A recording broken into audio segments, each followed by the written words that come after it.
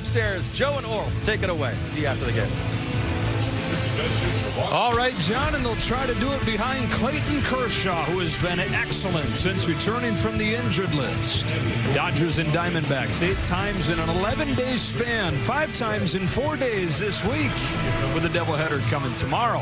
Hope your week's off to a great start. Joe Davis with Oral Hershiser. David Vassay joins us in a moment. The Dodgers enter this homestand and this final stretch where they'll play 14 of the last 17 at home with 101 wins and some history in sight.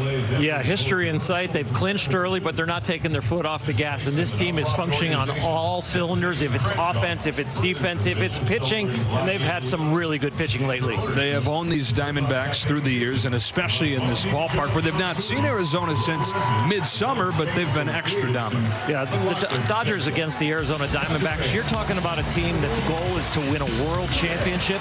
And on the other side with the Diamondbacks, you're talking about a young team that's trying to get better. They have not only dominated them this year, they've dominated them over the last 3 years. They've got a winning percentage of over 800 against these Diamondbacks, and they've been really good. Finish off the season series this weekend against San Francisco. Those 15 wins against the Giants, the most the Dodgers have won in a season against San Francisco since the teams moved west, in the 46-16. The #1 winning percentage in the division in franchise history. We mentioned Clayton Kershaw taking the ball tonight. 5 innings in his first game back, 6 innings in his second, 7 shutout innings against these guys last week. Exactly how we wanted him to progress coming off the IL. When Clayton Kershaw is on the mound, and especially in this situation this year in 2022, we need him. He is a cog that we've always needed, but now with the health of Gonsolin, look at a rotation of maybe Urias, Kershaw, May, and we'll see what happens after that. And right now, he's throwing the ball really well, Joe. It's the fastball on both sides of the plate. It's the slider. And if he needs to swing and miss, the curveball's been very good. He is 10-1 against Arizona in this ballpark in his career with a 1.61 ERA. The other end of the spectrum in terms of head-to-head, Merrill Kelly, who's been Cy Young level against everybody else, but against the Dodgers this year, he's got an 850.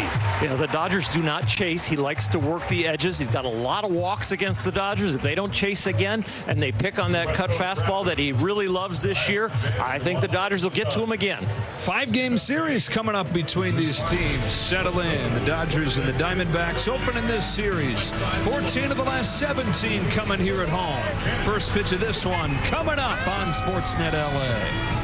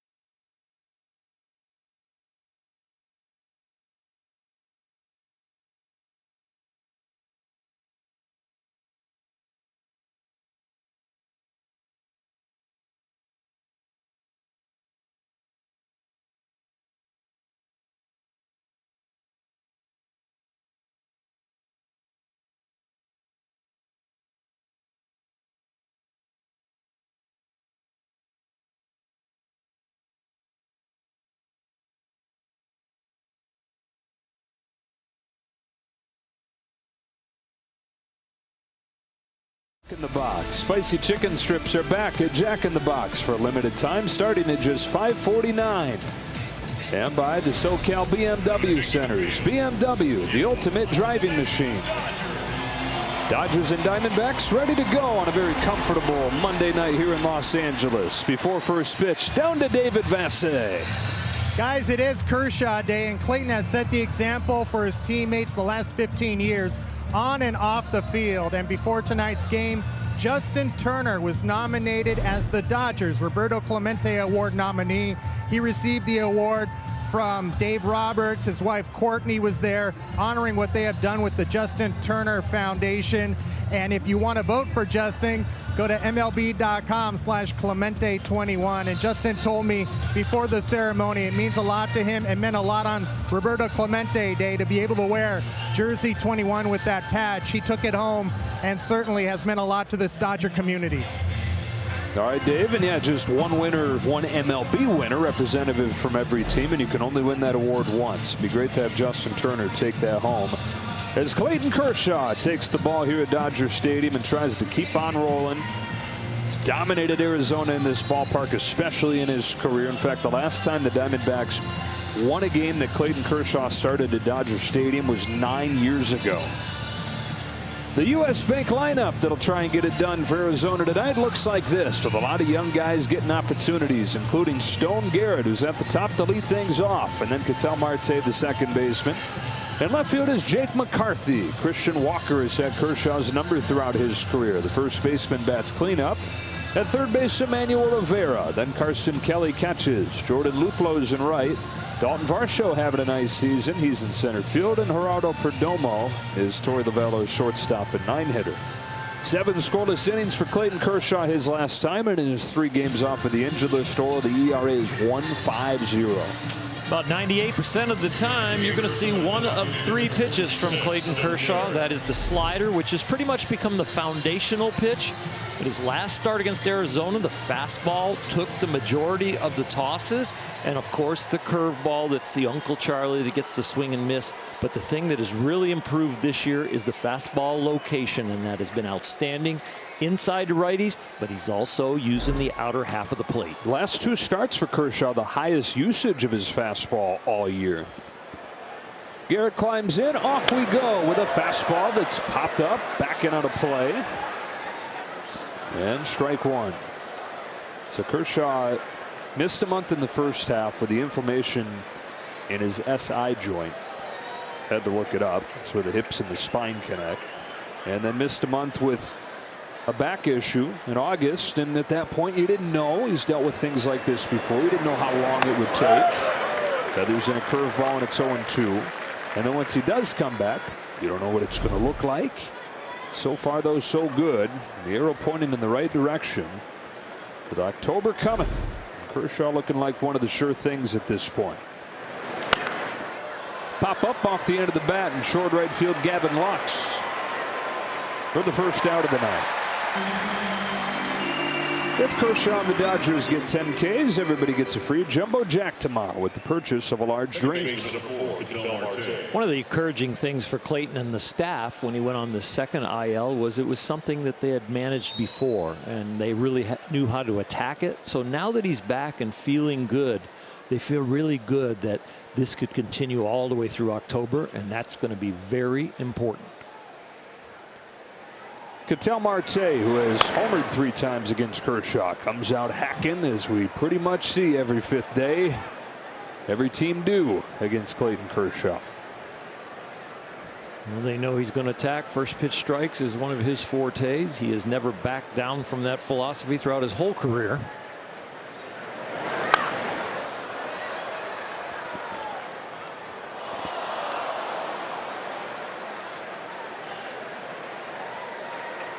Arizona coming off losing 3 of 4 against San Diego, won the first game of that series, dropped the last 3, and scored just 4 runs in those 3 games.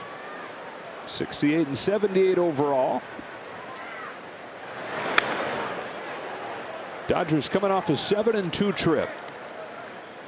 Finishing off the Giants with a sweep last night. They had a 1.52 ERA on that road trip. They scored 6 runs per game. And they enter this homestand at 101-44. Another 0-2. Ball one. Well, that's the first ball of the game. And on the other 6 pitches, which were all strikes, we had 5 swings.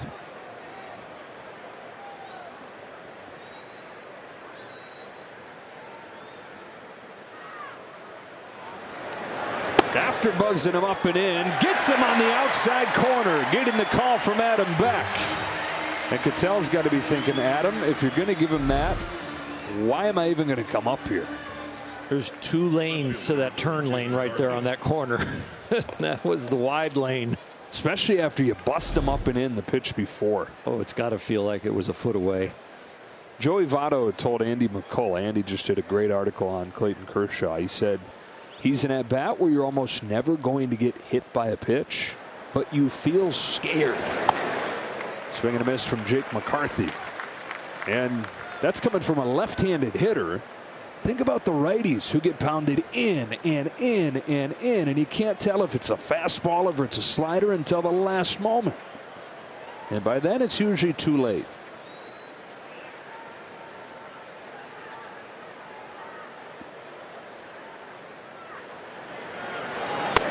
Going 2. In his prime, which we are seeing prime statistics still, but only referring to age, everything was dominant. And he really didn't need to mystify the hitters because the individual pitches mystified the hitters. Wow. Ties him up and works a 1-2-3 first on 11 pitches. But now the stuff is a mystery because he will go everywhere. And if he gets the corners, watch out.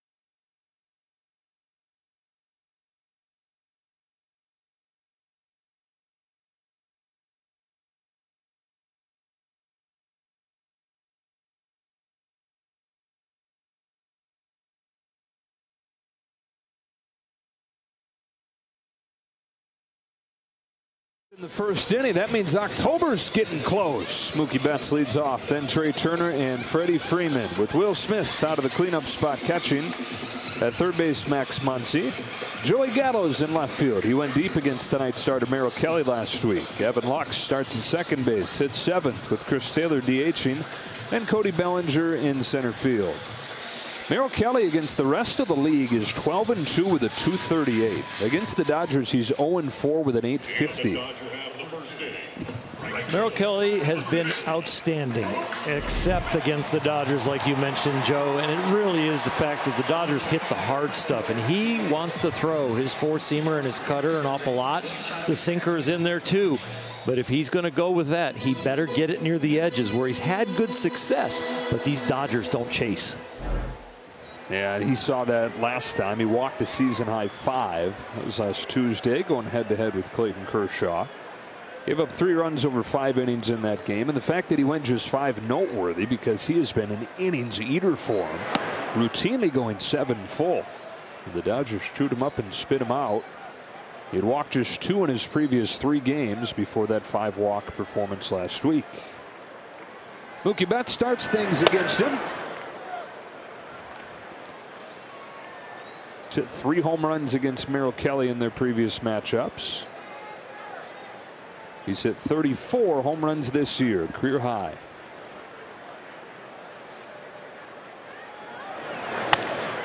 Two balls, one strike.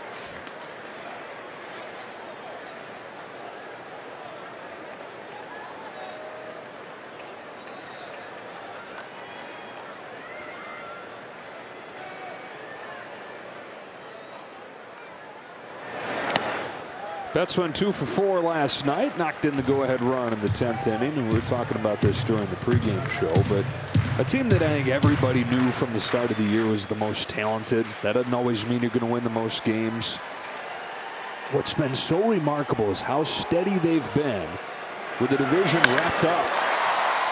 Ketel Marte well positioned to get Betts. I mean, that game last night, a perfect example of it. The end of a long trip, 3 cities, 9 games, into extra innings, a game with a rain delay. Doesn't matter in the standings, and they still win. You know, pitching is kind of an individual thing, but sometimes the offense can wane after a clinch situation as early as the Dodgers have done it. But the pitching was really outstanding. So even if the offense had a flat tire here and there, the winning continued. Speaking of steady, Trey Turner riding another long hitting streak. 14 games, longest active streak in the majors. And so this year he's got hitting streaks of 13, 14, 20, and 26. And that's not including the 27 gamer that he had from the end of last year to the beginning of this one.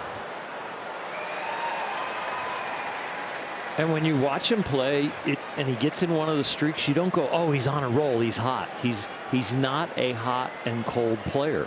He pretty much is consistently hot.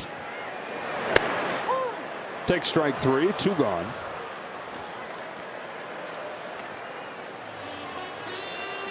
That brings up Freddie Freeman, brings us to our stats with Lowe's.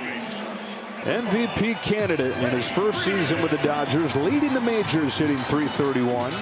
Freddie's done a lot of things in his career. He's got an MVP. He's got a World Series ring. He does not have a batting title. Comes into the day with a 9-point lead over Paul Goldschmidt for that.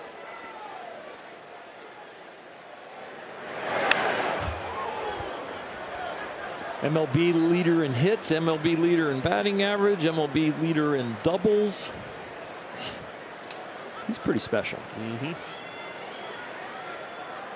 Yeah, perhaps nobody has better embodied what we're talking about. The steady approach, being there every day.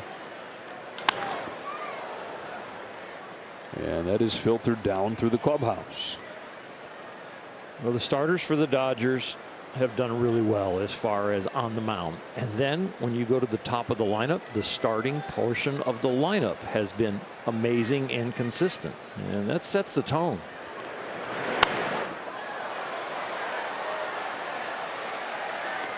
Very rarely of the first 3 or 4 hitters in the Dodger lineup slump together. So somebody is contributing.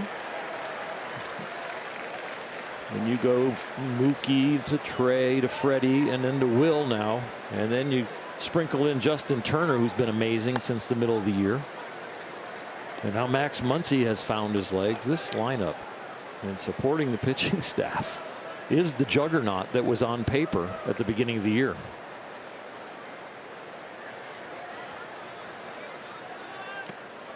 And so if they go 6-11 over the final 17 games, that's all they got to do. 6-11. They'll set a franchise record with 107 wins. They still have a shot at the all-time record. They go 15-2 over their last 17. They'd tie the 0-1 Mariners and the 1906 that is, Chicago Cubs with 116. Good change-up, finishes off a 1-2-3 first inning from Merrill Kelly.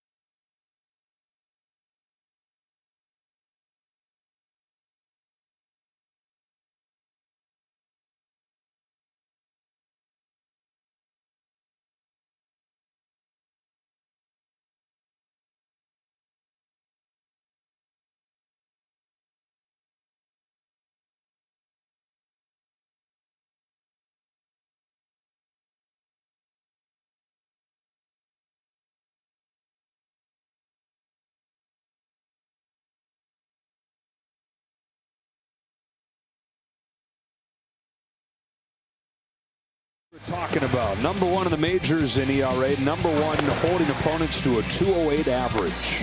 Not quite as dominant as last year, a few less strikeouts, but boy, batting average against #1. These guys have had some injuries, but whoever takes the mound has dominated. Clayton through his 2 IL stints, lost Walker Buehler. That guy right there is in the Cy Young race. Great to have Dustin May back.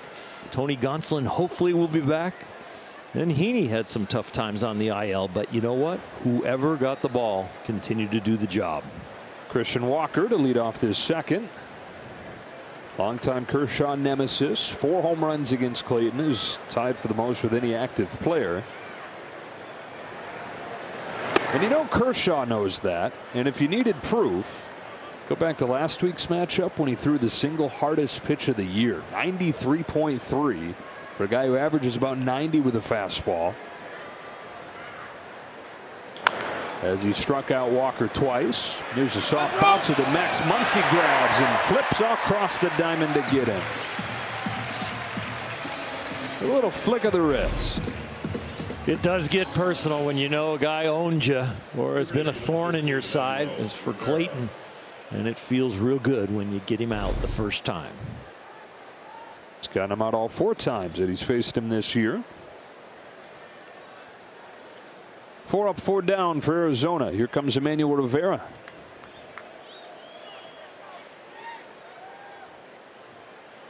It's going to be nice to have so many home games here to finish, huh? 14 of the last 17. Feels like a lot of W's. Strike over the inside corner.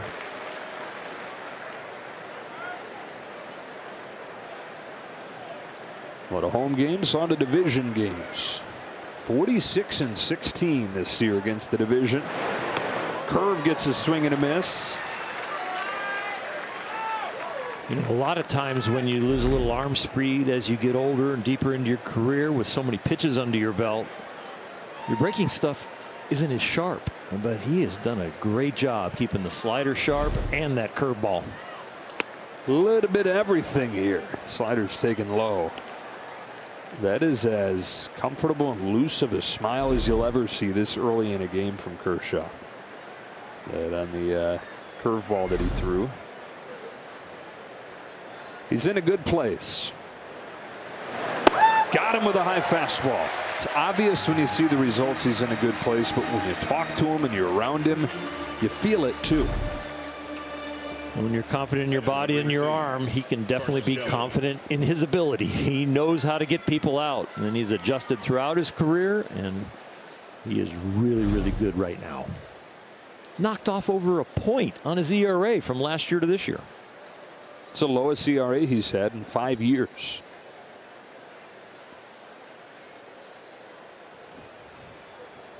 Two gone second inning. Carson Kelly watches ball 1. Kelly looking for his first hit against LA this year. Arizona catcher on 1-0 with a blooper up the middle, and he'll give him that hit. And the first of the game for the Diamondbacks. Well, Clayton had thrown almost every pitch for a strike, and he falls behind 1-0, and Kelly just says, you know what, he's going to throw me a strike. I'm just going to start the bat. And it jams him, but he gets enough of it to get the outfield grass.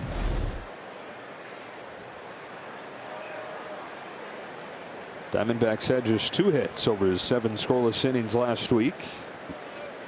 They get their first one here, and here comes Jordan Luplow, who's been back and forth between the majors and the minors here in his first season in the Arizona system.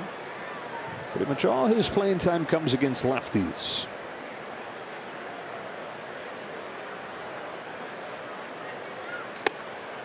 Slider for a strike.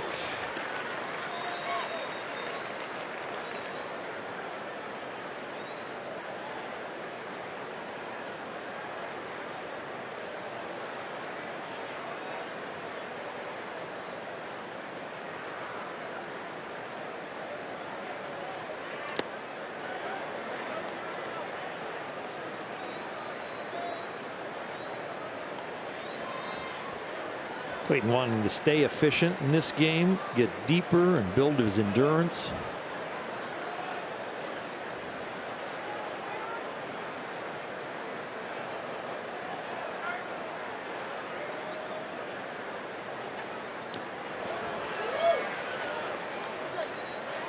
No swing, 2-1.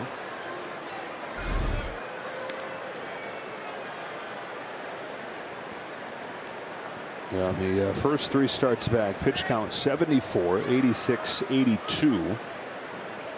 Again, 1 additional inning each time, from 5 innings against New York to 6 against San Francisco, and then 7 last time. Here comes with the 2-1 that Luplow fouls off. 2-2.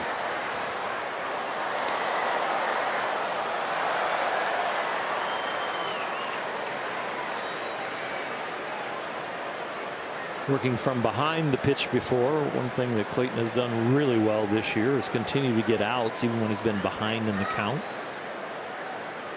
Here even, probably looking for a chase breaking ball since that last pitch was a little high. I think he's going to want to go real low.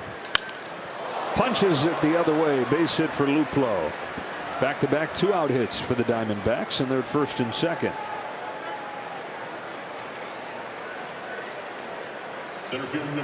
Fastball to the arm side. Hopefully he doesn't lose confidence in that location, because that has really opened up the whole strike zone for him this year. And just take that as a scratch single and get back to work.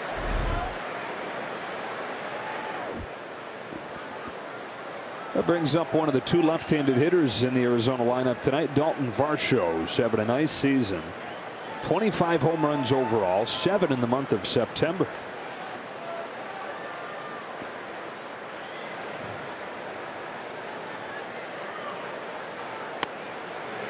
Strike 1.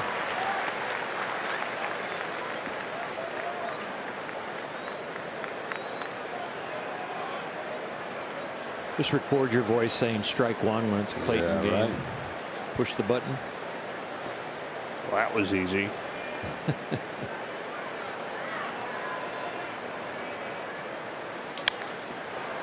Bounce to first. Freddie Freeman feeds Kershaw and ends the inning.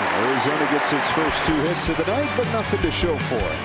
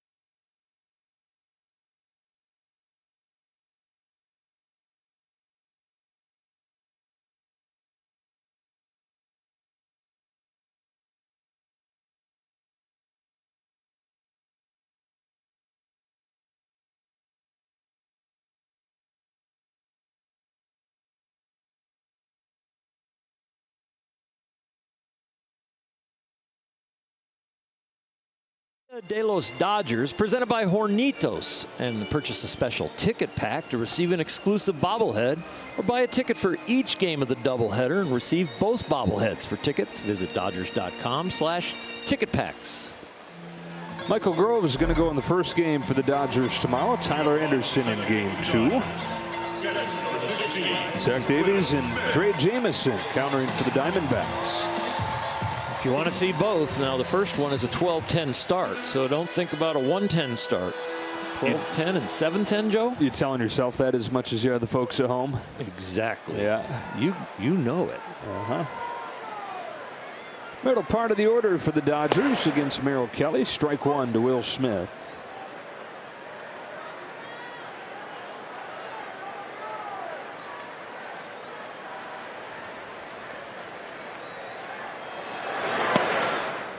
Quickly 0-2.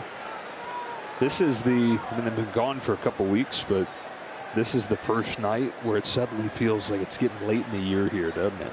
It's going to be a little chilly by the end of this game, maybe in the high 60s. But what did we see today? Coming to the ballpark, I think I saw the thermometer on my car about 85. That's always beautiful. high, though, isn't it? The car thermometer? Yeah. Depending on if you're parking in the sun or in the garage, right? But mine was down in the garage at the apartment. 3 straight Ks for Kelly. Here comes Max Muncy. And the fact that the lights were on and it was pretty much dark at first pitch. Yeah.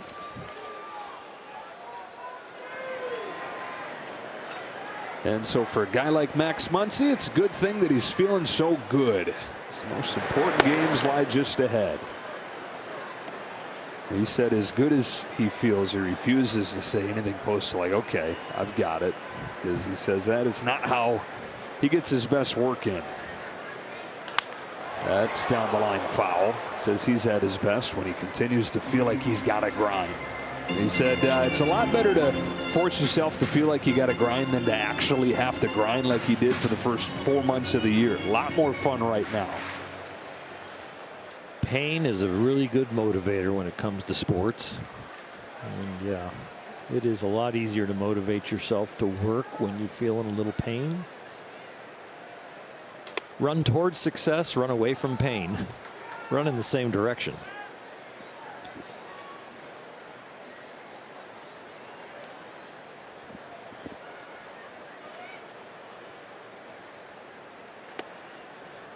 That one came back to catch the top of the zone, and it's 2-2.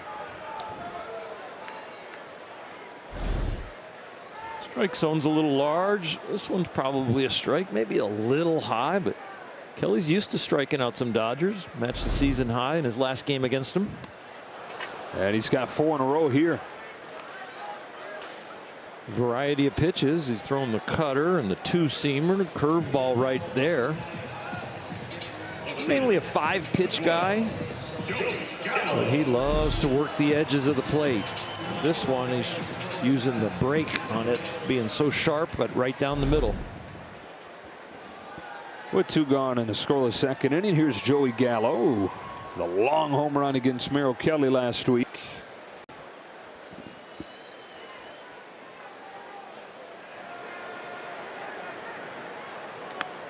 Takes ball 1.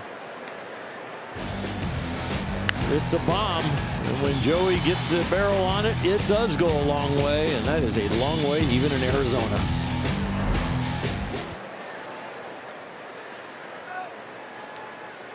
One of the 5 that he's hit since coming to the Dodgers. Big rip and a miss here, 1-1.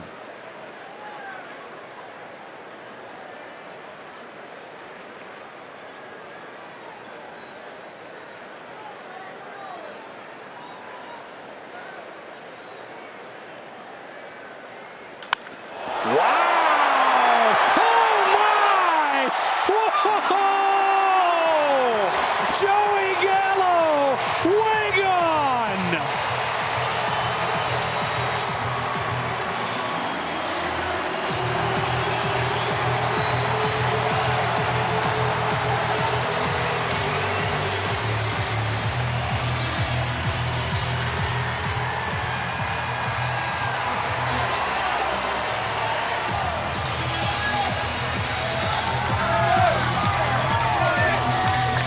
.437 seems short.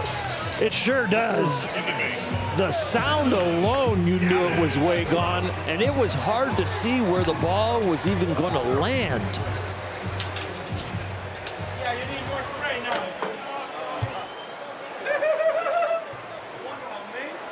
So his 6th home run as a Dodger, 2 against Merrill Kelly. Strike 1 on Gavin Lux.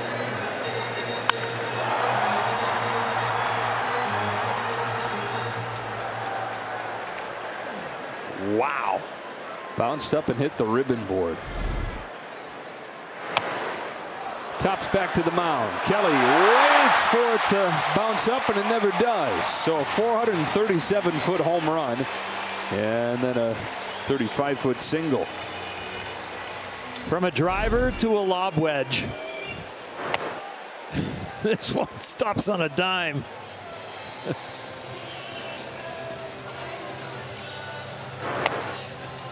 One is you earned it. One is you were lucky. So Lux with his first hit here in his second game back at 27 feet. Hit him with a StatCast on it. 25 miles per hour exit velocity. I think that's the lowest one I've seen this year on a hit. Joey Gallo was, what, north of 110? Yeah.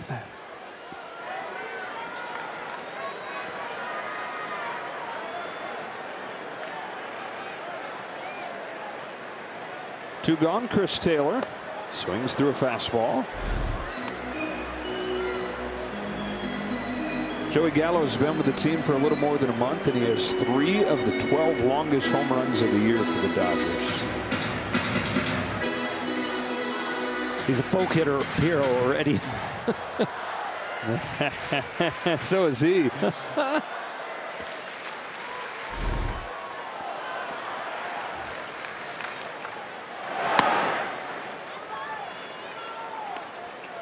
Ball and a strike on Taylor. Yeah, that was pretty much my best shot. You know, I might have a bigger one in there, but that was a really good one. That's right around where he hit one against Clayton Kershaw in his rookie year.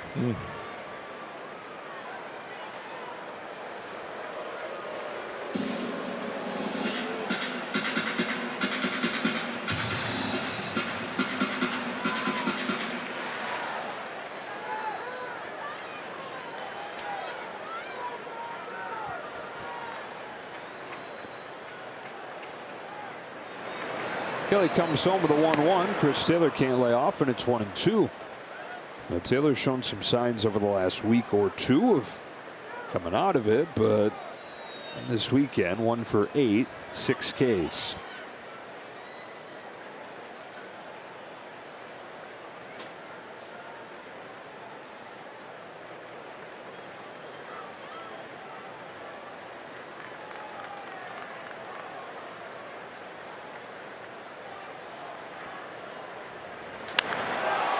Flight off the end of the bat to center field for Dalton Varsho. That's that for the Dodgers in the second, but they start the scoring in a loud and long way. Joey Gallo crushes a home run. Cracks some pepper. It's 1-0 after 2. It's time for trade.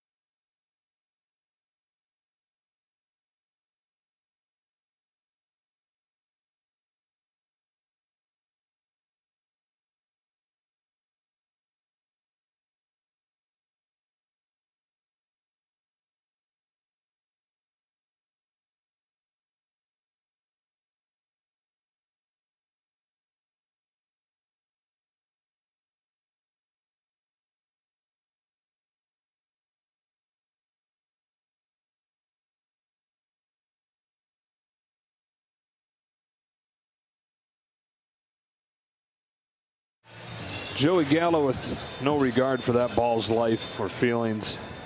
Pummels a home run. Dodgers lead 1-0 to the third.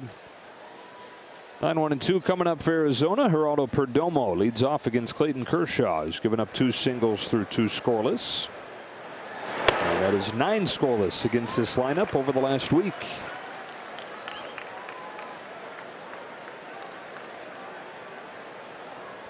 Started him with a fastball in.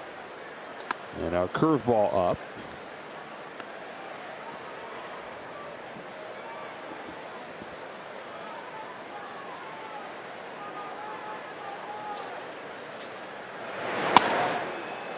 Fastball to the knees.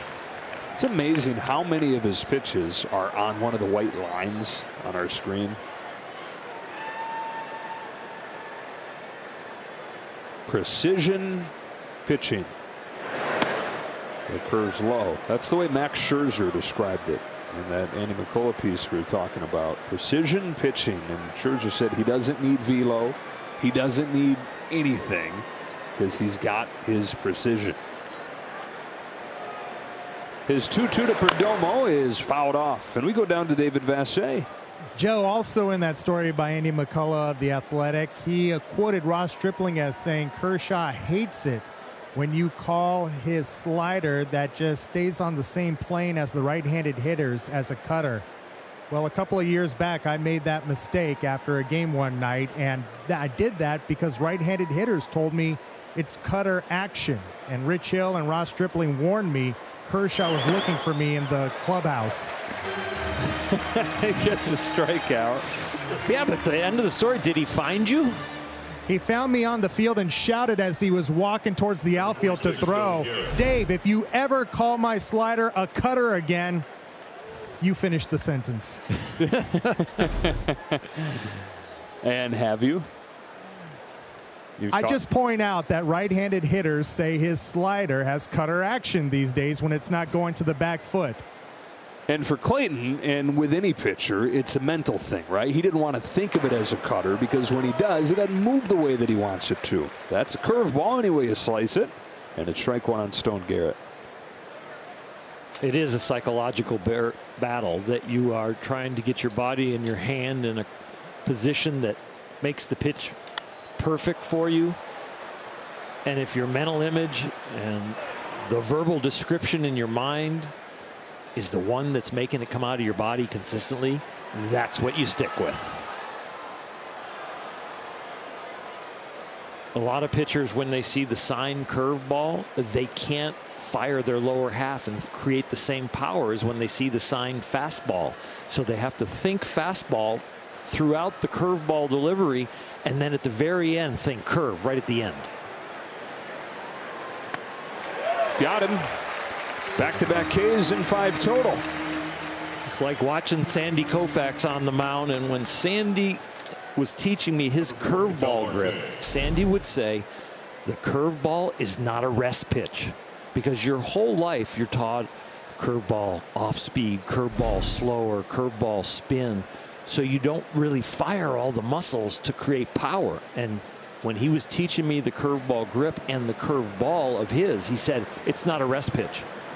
It's actually harder work than your fastball, because you've got to get your hand to the front of the baseball, not just behind it like your fastball. So you have to work harder and fire more muscles and be stronger and taller when you throw that pitch. And that's what Clayton does. That's what Sandy did. And that's what he taught me. 1 ball, 1 strike on Ketel Marte. He's got 5 Ks, 5 more, and everybody gets a jumbo jack to have between doubleheader games tomorrow. 1-1. Curve is low, ball 2. You saw just a moment ago we showed the usage so far tonight, and the 4-seam fastball usage up around 50% again. On the year, it's around 40. Filthy slider. Slider, Dave. When the fastball is being used a lot, you're going to get a lot of swings and misses on that pitch. And Dave, I'll let you in here on this replay. That was the classic slider. Good job. What reporting from down there on the field.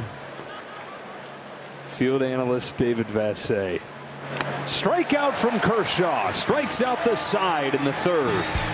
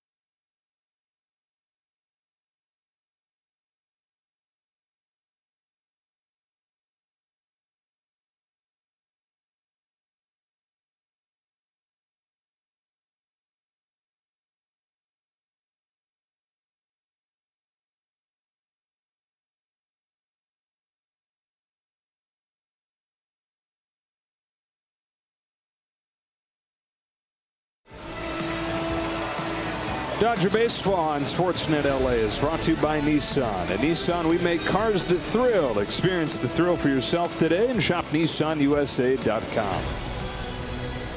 Back in Los Angeles, gorgeous night. And a 1-0 lead for the Dodgers on a home run from Joey Gallo and a couple scoreless innings from Clayton Kershaw. Cody Bellinger starts the third, a first pitch breaker from Merrill Kelly. Bellinger has 2 home runs against Kelly.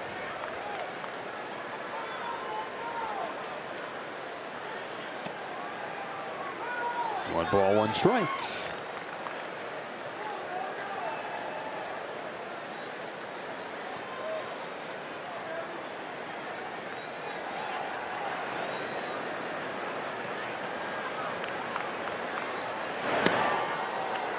Changeups look good from Kelly.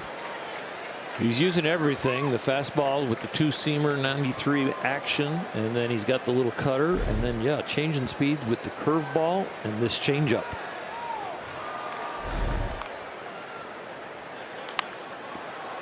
That was a pitch that was a big part of the focus of Kelly's offseason work. He said he is at the point now where he just throws it. He's not thinking about it. He just grips it, rips it, not being so fine, manipulating it, trying to make it move. He lets it move. And it is moving more than it ever has. Here in his 4th year in the big leagues, all of them with Arizona. His hometown team. He's from Scottsdale originally. Stayed in Phoenix for college, went to Arizona State.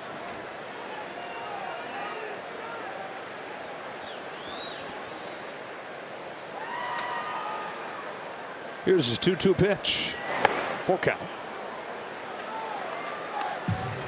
He's got a very loose hand where he goes to spin the ball at the end. He kind of like is using his arm and cracking the whip to the very end with his hand. And so that cut fastball, he's got to firm up his hand a little bit to get it to cut. All the other pitches he can be pretty loose wristed with. Bellinger digs it out, sends it in the air to right. Luplow with a leaping attempt and can't get it. Bellinger into second with a leadoff double. It was a heart attack hit for Cody. I think his heart stopped a little bit when he saw Luplow jump for it. And then it kind of disappears, and he's got to run hard to get to second, so he can't really be the complete observer. And I'm sure that his eyes didn't see this ball rattle till right about there, just like the camera. In arena baseball, it's an out. It's in. It's in for a while, and it's out.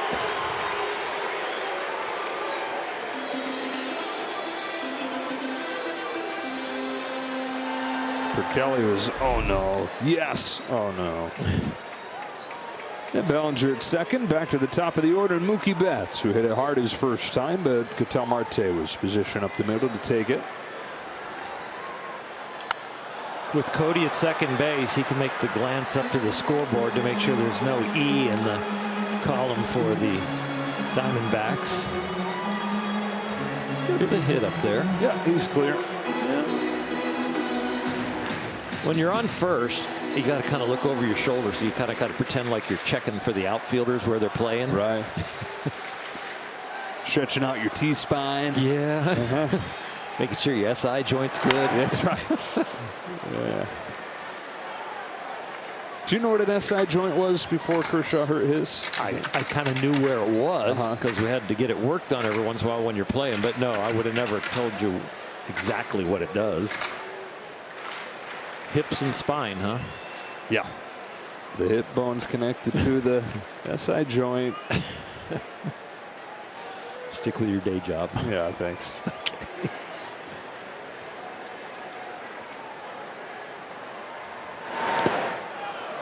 By the way, you ever go and listen to any NF after we talked about that? I can say I did not. Okay. Is that an assignment? Should I don't think with a doubleheader tomorrow I should get into a lot of music tonight. I probably should get some rest. No, not tonight. Tonight's not the night for that. We'll get you charged up. Not a nighttime, not a bedtime song. Okay. 2-2 on Betts. You don't want to listen to a song that'll keep repeating in your head right before you go to isn't bed that the either. worst? Oh, you're trying to go to bed and that song is just playing and playing. Wonder if that's happening for Kimbrel with his home song. For every father everywhere. Yeah.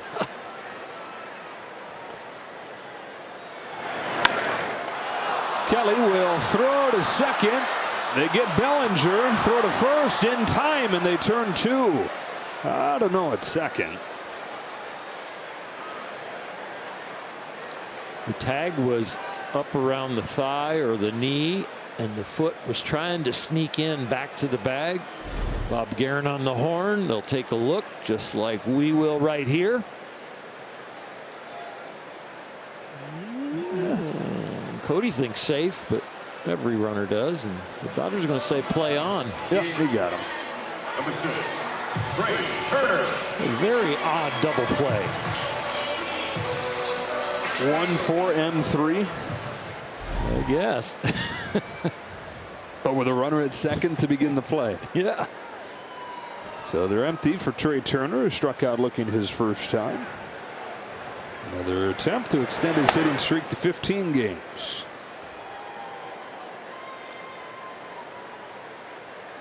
Mookie Betts recorded to get him out from 1-4-3.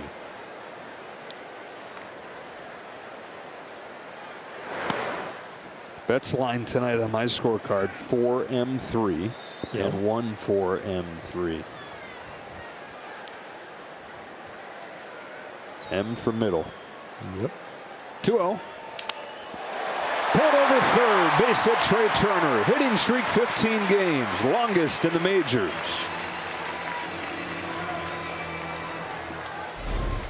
The highest hitting streak on a high pitch. He stays on top of it. Actually puts some top spin on that pitch up there. Usually it's a pretty easy pitch to get some backspin on.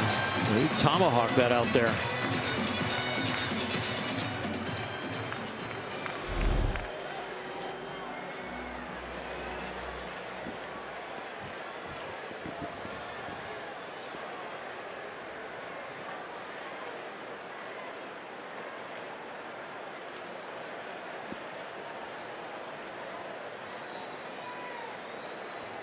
So the inning kept alive for Freddie Freeman. Struck out his first time on a good changeup from Kelly, who has 4 Ks.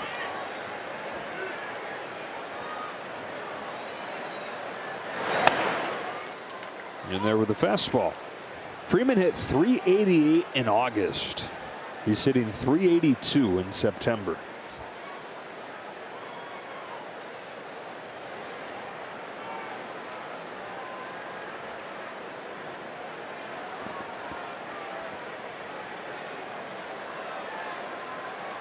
On this 0-1 from Merrill Kelly. Tips it into the glove, 0-2.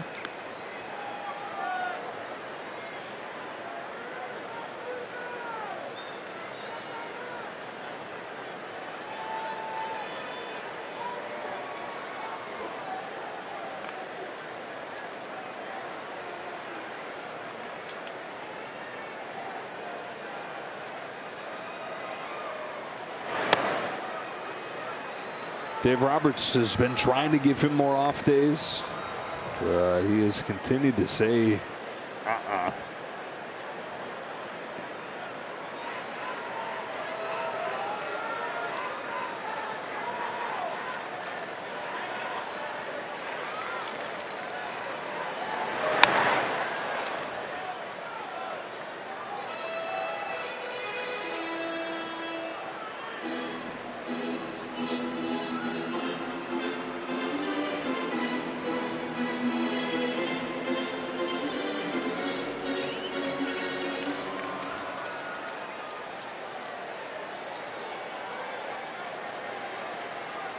Turner at first, 2 out.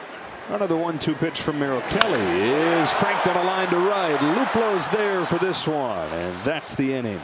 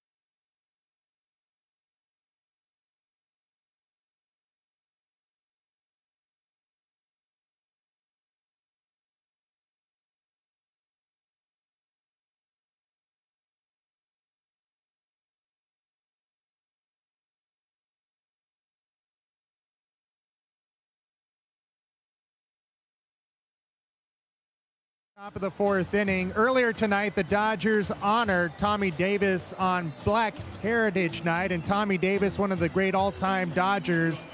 He was a 2-time batting champion and was recruited by Jackie Robinson to sign with the Dodgers as he was almost signing with the New York Yankees. Let's look at the homestand highlights presented by Angie. There you see it, a busy homestand. Austin Barnes bobblehead night. I told Barnes that bobblehead with its arms up in the air is not for the World Series. It's for that 2-year extension. Nice. Kershaw goes back out there, misses high with his first pitch to Jake McCarthy. Austin Barnes will catch the first game of the doubleheader tomorrow. Dave Vassay, I pull no punches. Yeah.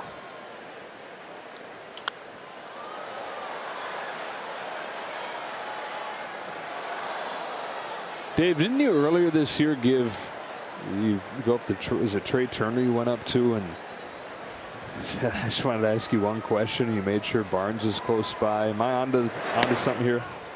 And that question was, you know what I'm talking about? Oh yeah, Joe. Trey Turner, very by the book. If you say one question, he wants one question, and mine was, what does it say about this league that Austin Barnes got his extension before you did?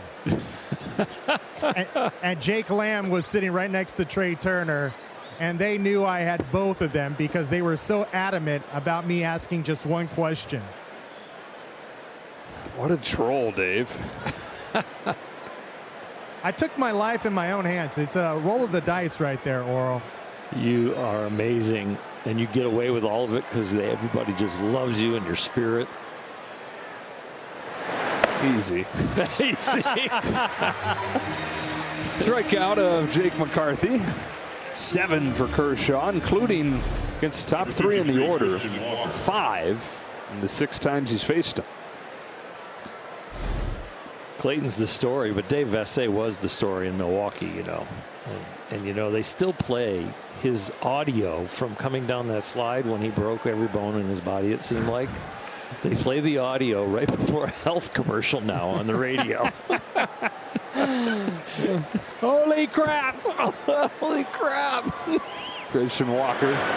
I think David Vassay made holy crap cool again. How's your wrist doing? It's doing really good, Joe. No more removable brace. I'm back to doing my normal activities to a certain extent, brushing my teeth. Big win. I was wondering when you're going to get back to that, to be honest. Yeah. Have you been around him before that? Oh, my. Looking great in the suit, by the way, buddy. Thank you, Joe. Yeah. I was counting on a 3-hour game tonight. You may get it. Have to get it back to the store, you know, Kershaw Day. Right. Oh. Okay. Got his mic, Anthony. I'm kidding. Dave, were you a little sensitive about having your glasses on there when they told you in your ear you're on camera and you had to quickly take your glasses off? I take them on sometimes and put them on sometimes, Oral. It's an on and off type of thing. And by the way, congratulations tonight. An anniversary of sorts for Oral Hershiser. His 4th complete game in the month of September in 1988 in Houston. On this night in September of 1988, on his way to 59 consecutive scoreless innings. Thank you, Dave. You made me feel terrible now. Appreciate you. 2-2 on Christian Walker here in a 1-0 game in the 4th. Popped out of Kershaw's hand, and the count goes full. The things you talk about when a team clinches early. This guy on the mound, though, he's a very important piece now. Hoping to get Tony Gonsolin back. Julio Urias probably going to be a game 1 starter, I would think. Dustin May might be in the equation, of course. As far as starters are concerned, we'll see what they talk about as we get closer and closer.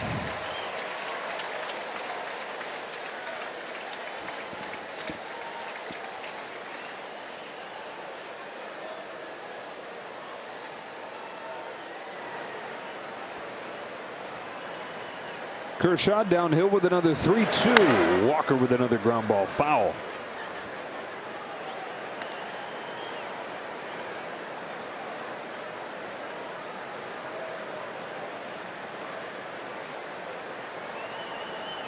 Eighth pitch coming.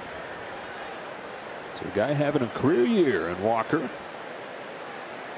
34 home runs for the Arizona first baseman. Fouls off another Kershaw pitch. He also might win a Gold Glove. #1 defensive first baseman in the majors in terms of defensive runs saved, which are weighed heavily in those decisions. Says he fields grounders in the winter upwards of 100 miles an hour off a pitching machine.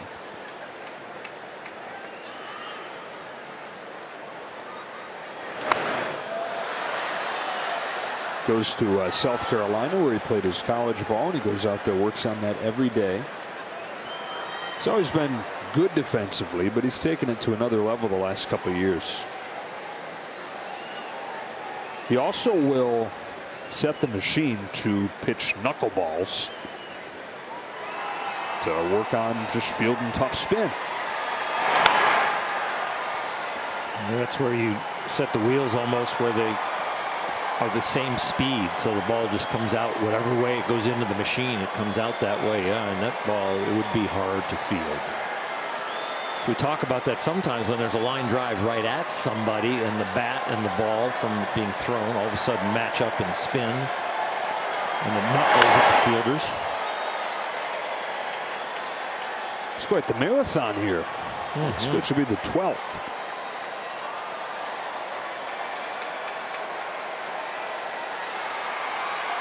Before this at bat, Clayton was really getting a lot of swings and misses. Almost 50% of the swings were swings and misses. But right here, Walker is fouling off an awful lot. On the 12th pitch, Walker succumbs to a curveball, and Clayton Kershaw has his 8th K with 2 gone here in the 4th. He's got the 3rd best chase percentage when he throws a breaking ball in the big leagues. Whatever age, whatever number of pitches is under his belt, he's still got 2 sharp breaking balls. And Christian Walker with that smile. What else is he going to do? Fouled off 8 pitches.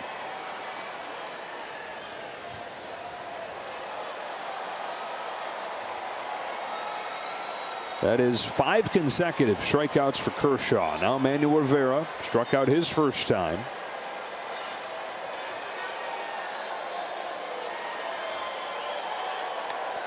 Slider for a strike.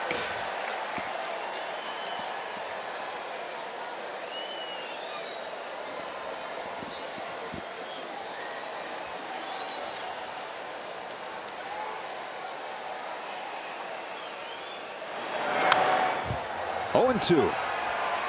Continuing to put it right where he wants it.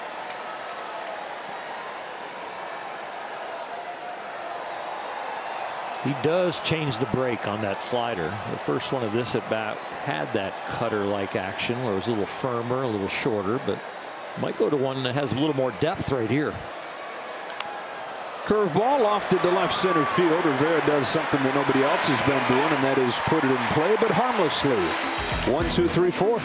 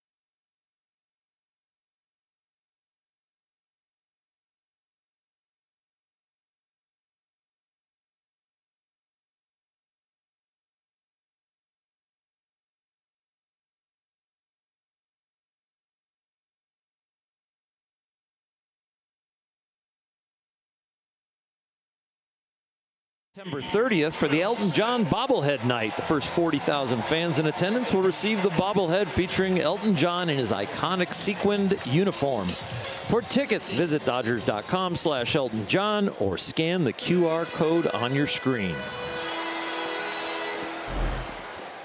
Joey Gallo's home run, the difference in this game. Will Smith to lead off the fourth. Heart of the order for the Dodgers against Merrill Kelly, who's on the outside corner, strike one. Smith struck out his first time. It's one of the four for Kelly, who, outside of the home run from Gallo, has held the Dodgers in check. On the corner again, 0-2. Very edgy, but when the Dodgers have hit the ball, he's given up 4 over 100 miles an hour, really over 103 miles an hour, but only given up 1 run.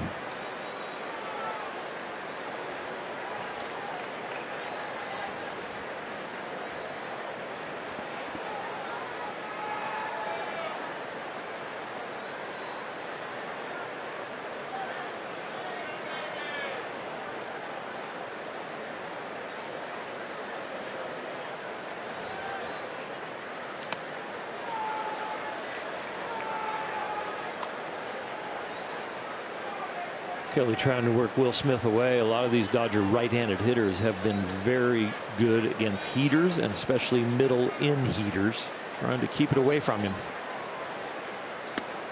Does, just misses. Amazing take. And Will Smith with one of the better chase rates in baseball.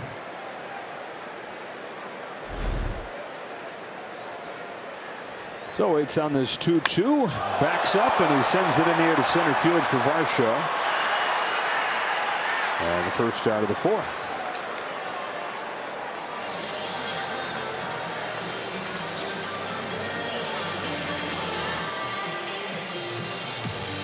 Number 13, Max Muncy. Here comes Muncy.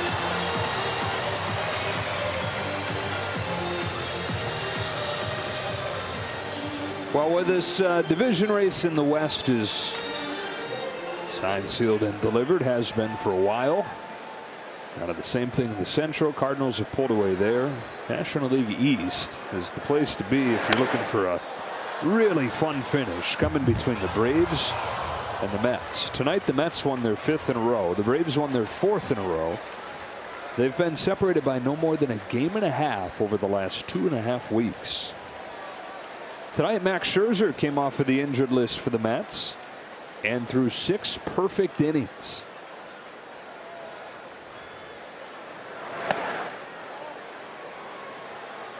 Took him out because of the pitch count. Right away, and Milwaukee got a base runner against the bullpen.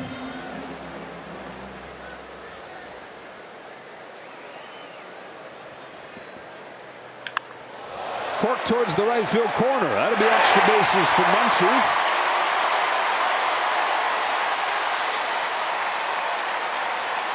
Third extra base hit for the Dodgers. Well, the curveball has been working for Kelly. It's been keeping people off balance, but Max Muncy stays back enough on this one and laces it into the right field corner. A very routine double after you smash it like that.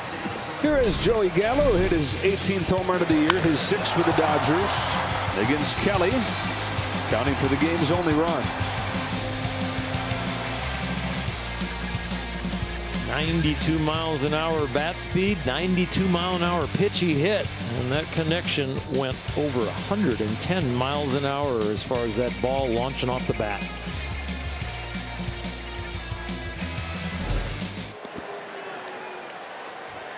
Takes low on a fastball. No matter how much swing and misses in your game, when you can hit a ball as far as Joey Gallo can, you are still intimidating. I don't care what the batting average says. That is through. Pierces the shift and somehow gets by Varsho and Luplo as well. Gallo to second, and it's 2-0.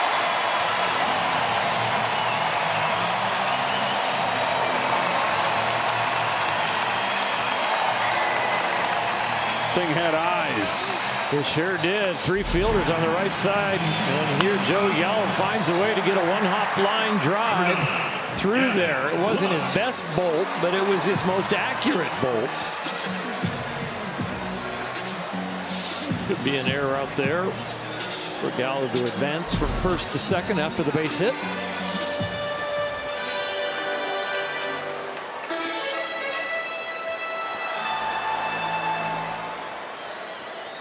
And it is a single with an E8. Does get an RBI, and so he's knocked in 2. Both runs for the Dodgers. Dalton Varsho has been very good defensively out there this year. Not on that one though. Lux, base hit to right. Gallo stopped at third. Lux is headed for second as the throw goes home, and he's in there. Some aggressive base running for the Dodgers.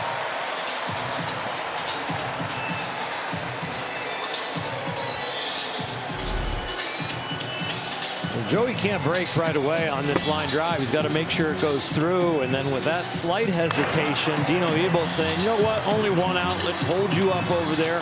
Gavin Lux really aggressive as he sees the ball come in towards the cutoff man. And Joey thought, there is just no way I'm getting held up. But, yep, you got to stop that big body.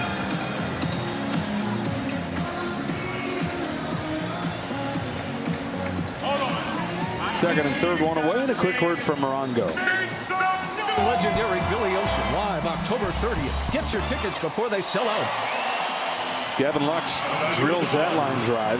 He's 2 for 2. His first hit was the softest base hit for the Dodgers this year, 25 miles per hour. Third softest base hit of the StatCast era for the Dodgers. It's back to 2015. Second and third one away. Dodgers have 3 hits over the last 4 pitches from Kelly. And they've got Chris Taylor at the plate.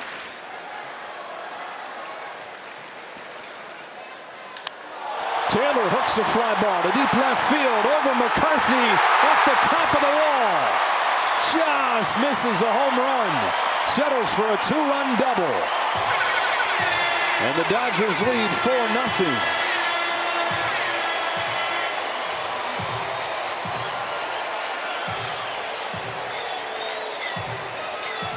Third base umpire James Hoy. You might want to take a look at this. The ball hits the top of the wall and maybe then the fan. That's what my naked eye saw. What happens here? Oh, it might have gone through his outstretched arms, maybe deflected off the glove, but definitely then hits the wall. Wow, I think that's interesting.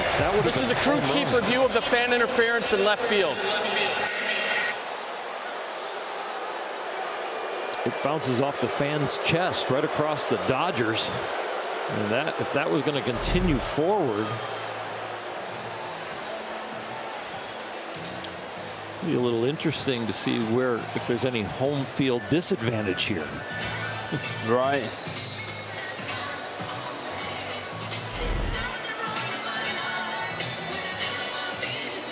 I think that's a home run. I mean, it feels like it's a home run. Let's just remove the fan's arms. That would hurt. But yeah, but just think about, okay, it comes through his arms, nothing there, and bounces and is going towards the seats and hits his chest. Yeah. So he chopped his arms off, and I'm going to say this is a home run.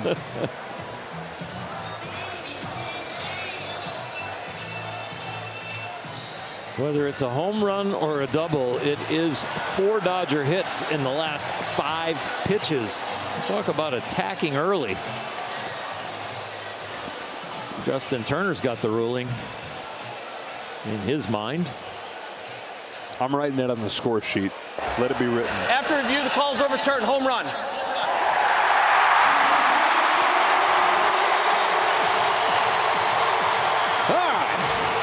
Nothing Dodgers as Taylor hits his 10th.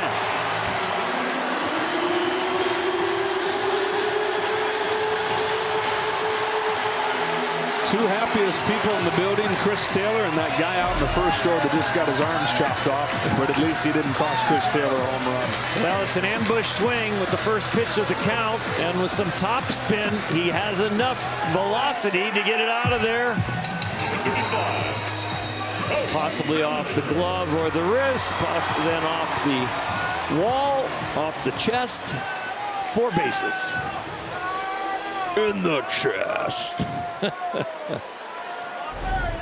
Dodgers started this game 0 for 5 with 4 Ks. They are 8 for their last 12. 4 of those 8 hits for extra bases. One of them from Cody Bellinger, who fouls off first pitch here. Merrill Kelly needs to pitch against everybody but the Dodgers this year. I mean, coming in the rest of the league, right? He's 12-2 with a .238. That's Cy Young territory. Yes. Against the Dodgers, he's looking at 0-5 with an ERA north of 8. In foul territory, Carson Kelly's got it. He's given up 22 earned runs in 21 2/3. Yeah, okay, I'll do the pepper thing. Okay.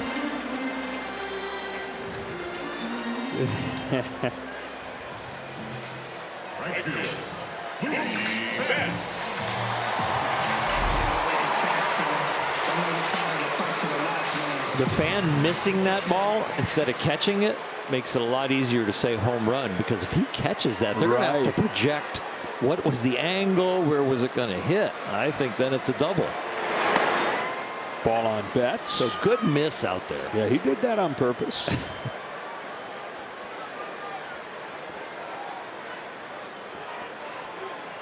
Chris looks so excited to do the celebration. On the back end at third, Rivera loads up and gets Betts to end the 4th. 4 consecutive hits, 4 runs, 5 zip.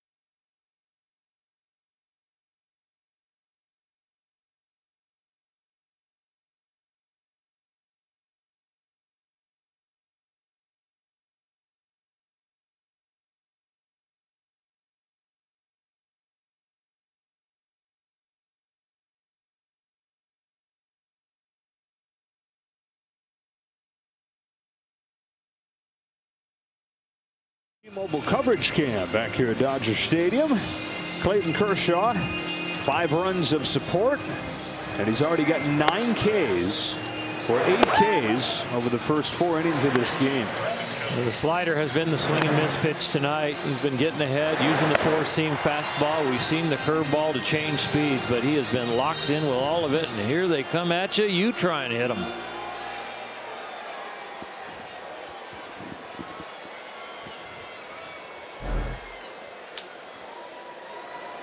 Now Kershaw over the last 2 starts, 11 scoreless innings against Arizona, just 4 hits.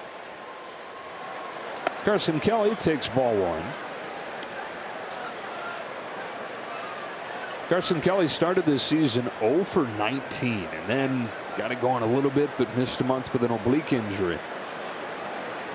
He's gotten it going lately. We were talking about this last week when the Dodgers played the Diamondbacks, but one of the ways that he got through his slow start and found something that clicked was finding some old journals, some old notebooks of his, and going back and reading his entries from when he was feeling at his best.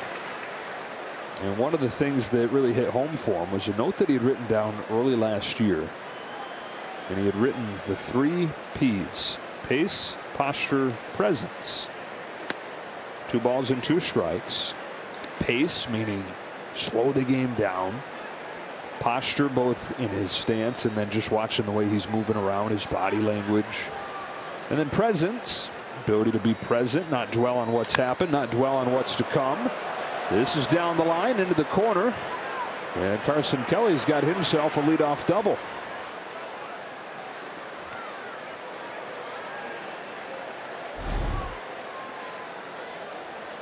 Looks like a fastball, and that's the only thing the Diamondbacks have hit. The 4-seam fastball, I think, has given up all 3 of the hits. Swing and miss has been the slider, and when they've offered it the curveball, 3 out of the 4 times they've swung at the curveball, they've missed it. So that one for a double.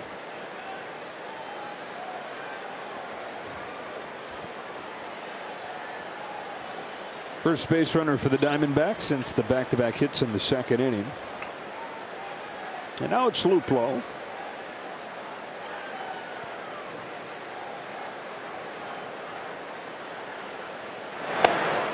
Debuted with the Pittsburgh Pirates in 2017. Played just 64 games for the Pirates over 2 years, and then he was with Cleveland for a few seasons before going to the Rays late last year.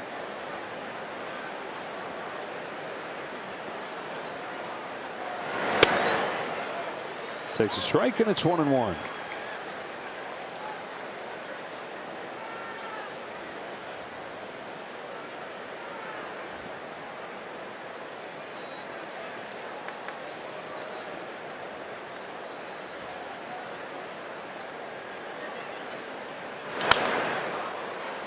Turner got it. Out early today to work on his throwing over to first. A lot of times they come out and just take grounders and kind of dish the ball back out to the outfield or put it in a bucket. But full ground ball practice with Dino Ebel today, and full out throwing. Probably made about 15 to 20 of those tosses before the game today, working on that.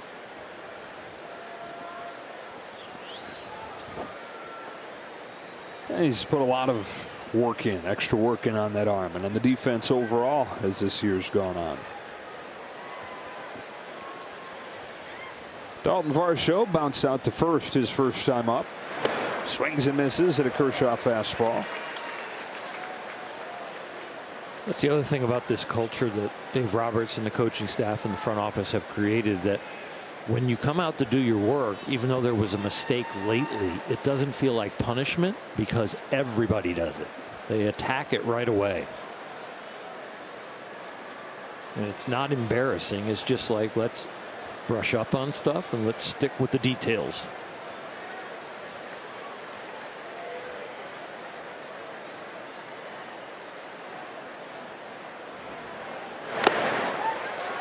Oh, 0-2.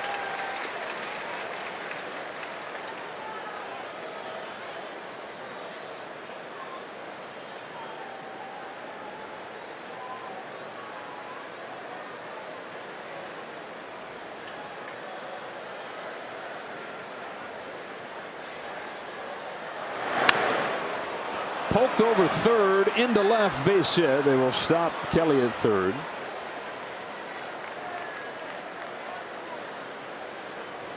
Yeah, Diamondbacks have him cornered with one away. Carson Kelly earlier, the first hit off of Kershaw was a jam shot in, and this one is off the end of the bat, just kind of served out there. Just giving himself a chance, and the chance worked out.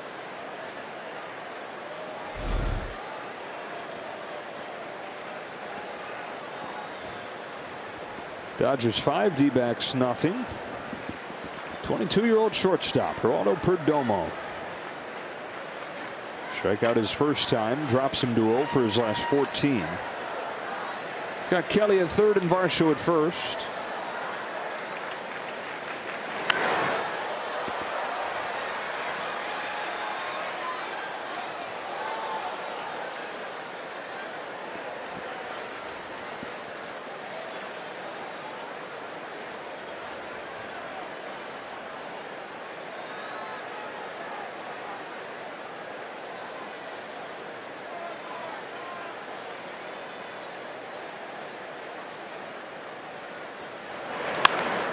Chop to third. Muncy on the short hop, gets it and starts a double blow. Never mind. It was close. Run comes to the back door, and Arizona's on the board. It was a great turn by Gavin Lux. He knows how fast Perdomo is, and he can really fly. Max Muncy gets it in a hurry, rushes it at second. Gavin with a quick toss over there, and boy, it is close. I think they should review this one. The shutout could be still intact. Los Angeles is challenging the safe call at first. You and me both, Clayton. It's a fabulous turn by Gavin Lux. I mean, that was such a quick release and an accurate throw. How about Muncy starting it? Yeah, they both knew that they had to go in a hurry with Perdomo running.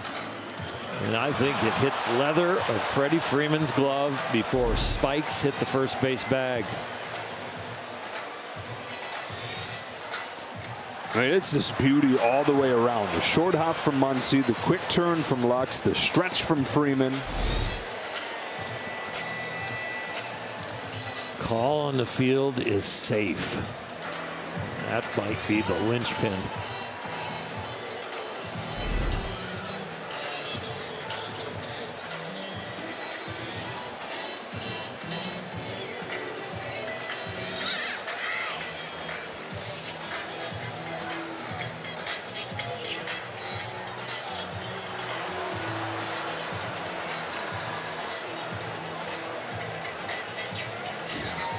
That's hard angle because Freddie's foot is blocking the airspace between Perdomo's spikes and the bag. Yeah. The other angle, he looks for sure out. That angle, it looks like it might be safe.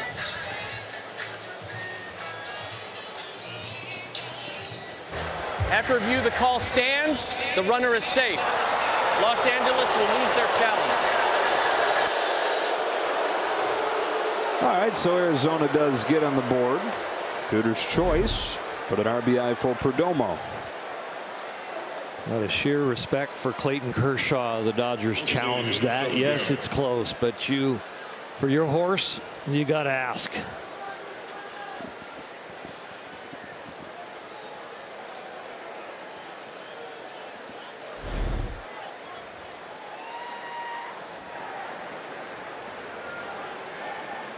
Five-1 game. Back to the top and Stone Garrett. That was a pretty baseball play. Sure was. All around. And Perdomo's speed. Added to the attempt at a turn.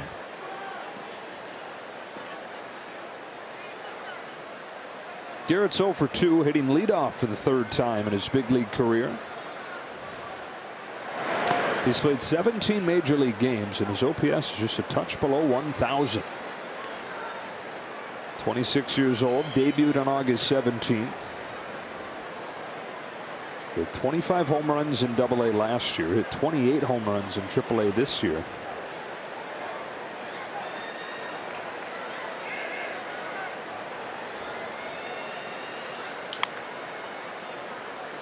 You look at him gripping the bat, and you're like, wow, you wouldn't think home runs, but then you go a little bit farther up the wrists, forearms, to the guns, and you're, yeah, okay. Yeah, 28 home runs in AAA. Yeah. Stone Garrett, son of Rock Garrett.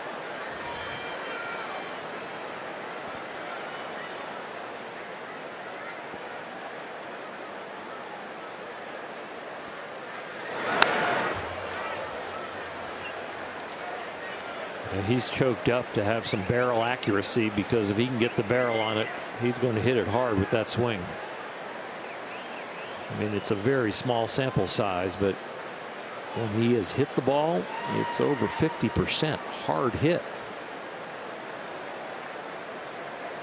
If you did that over the course of a full year, you'd be among the league leaders. Yep. Yeah, right now, if he qualified, which, you know, you're a long way from qualifying, but he'd be like third.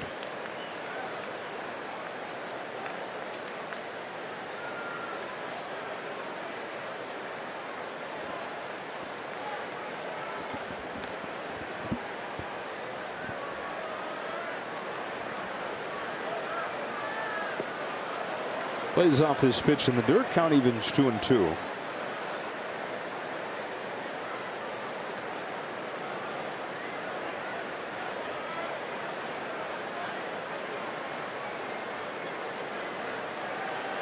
There's always a fine line in the pitcher, catcher, pitching coach meeting before a game when you're going over these younger players, because you don't want to give so much information that all of a sudden a young guy becomes intimidating. So you might not go over this hard hit percentage. Just like, this is where we need to go to get him out. Kershaw gets him swinging, finishes off the 5th inning. Arizona gets its first run, but Kershaw gets his 9th K. Halfway home, 5-1.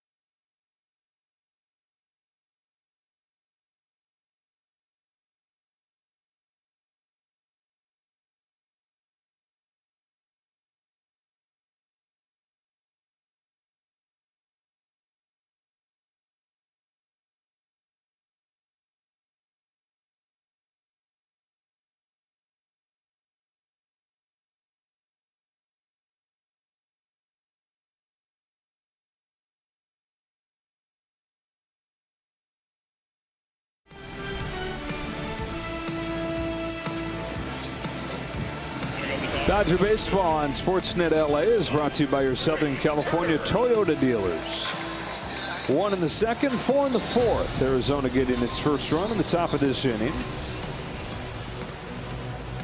Dodgers trying to get to within 4 games, so 4 wins of matching the all-time franchise record. 101-44. 106 in 2019, 106 in 2021. And we just get the first ball in our 7 years doing this together in the booth. Did. Yep, I got out of the way. I get the ball. I'm scrambling for it. You got it? Ah, got it. Oh, I got the souvenir. You got it. Yeah. Okay. I think they know we've got it. I'm hearing throw it down. Throw it down. Look at you diving out of the way. I didn't dive. I just casually moved over. Got the ball. Our first. What? Can you sign it for me, Mr. Scheiser? Put like 88 Cy Young on there. Oh, I charge extra. Rick, pull up for eBay. Parts of the Just make this happen fast.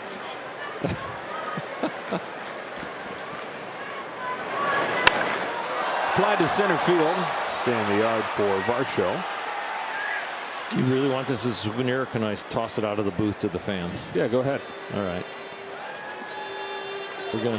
We're gonna toss this out of the booth. Who wants the ball? Anybody? Nobody's looking up. Here we go. Don't hurt anybody. This gentleman got it. He caught it. All right. Right in the air.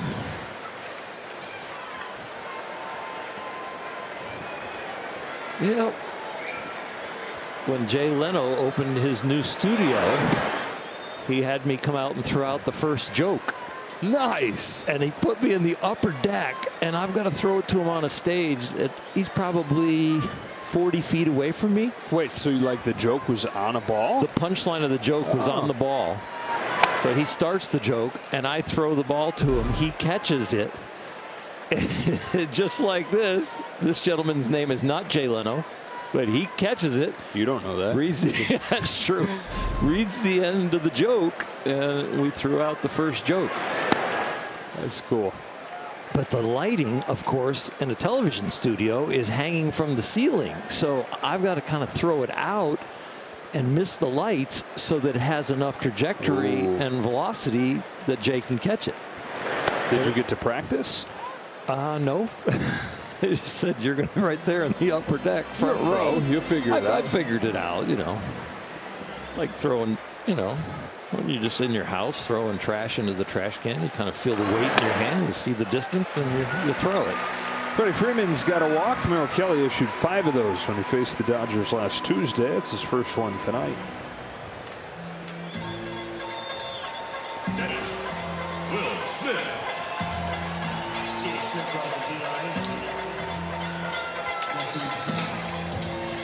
Here's Will Smith. Dave Roberts told Bill Plunkett, the Orange County Register, this weekend, look, I know we talk about the big 3, but for me, it's the big 4.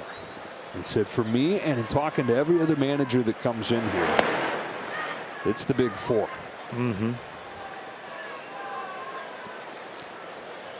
Will grinded his way into the big 4. It didn't start the year that way.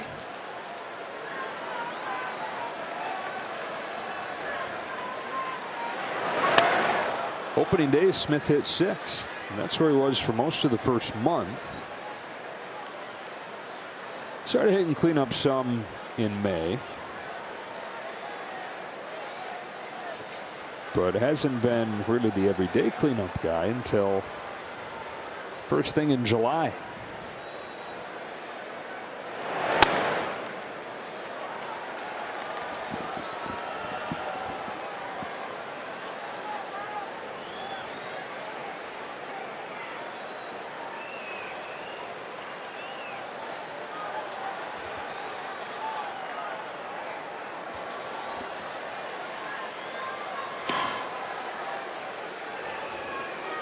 Dave Vassay.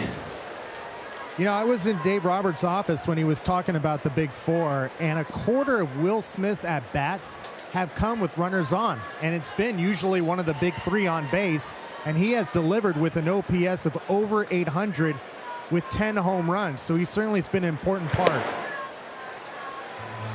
Overall, he's second on the team in homers, 22 of them behind Mookie Betts in his 34. Third in RBIs, Trey Turner, Freddie Freeman, then Will Smith.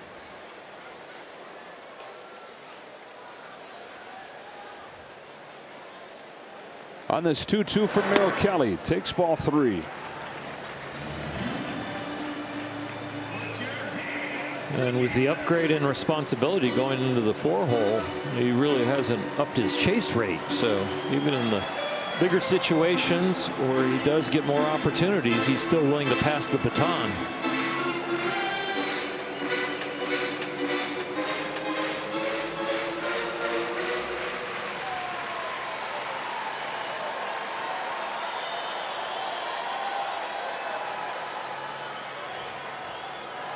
Freeman at first, one gone. 3-2 to Smith. Freeman runs, swing and a miss, throw down, got him. Strike him out, throw him out to finish the 5th.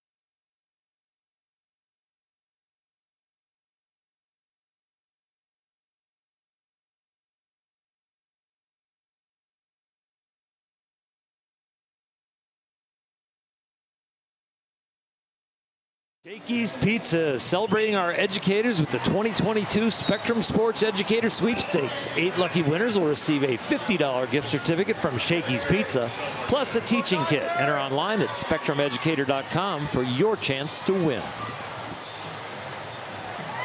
Dodgers lead 5-1, looking for their 8th win out of their last 10. And Clayton Kershaw looking for his 9th win on the year. He's got 9 Ks tonight, most since coming off of the injured list in his 4 starts. Tel Marte, who's over 2, struck out both times.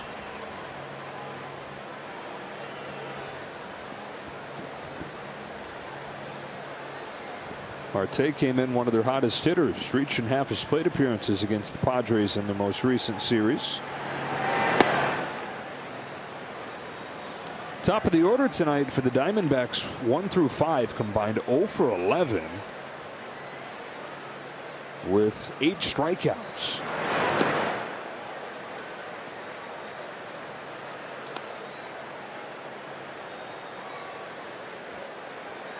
You get to 2 strikes. The Diamondbacks are striking out an awful lot, but 3 of their 4 hits are with 2 strikes. Sky high into shallow left. Gallo.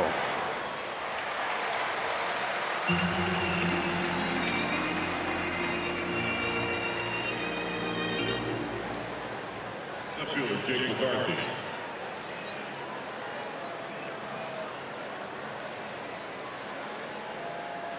Dodgers 5, D-backs 1, 1 gone in the 6th. Here's Jake McCarthy,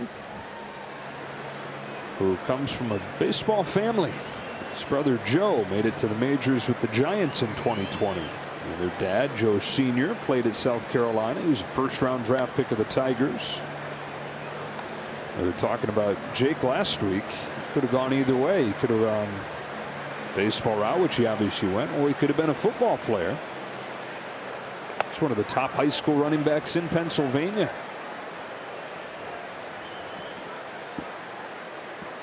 Ran for over 6,000 yards in high school.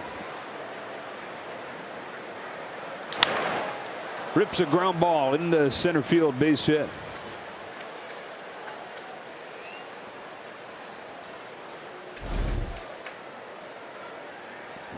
A slider that does get hit well right there. A lot of those get top ground ball. This one a hard ground ball right through the defense.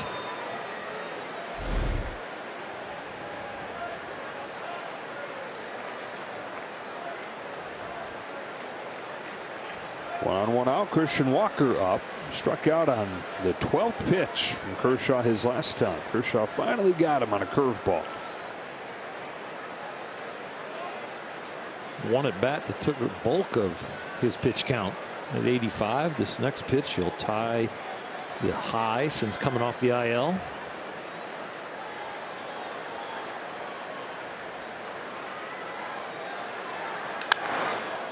Pass Turner into left.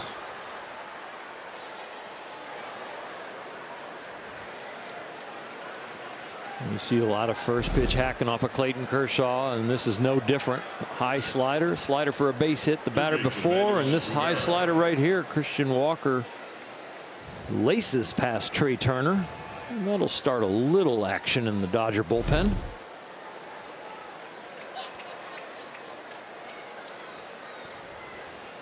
Workload pretty consistent other than that 20 and 18 there.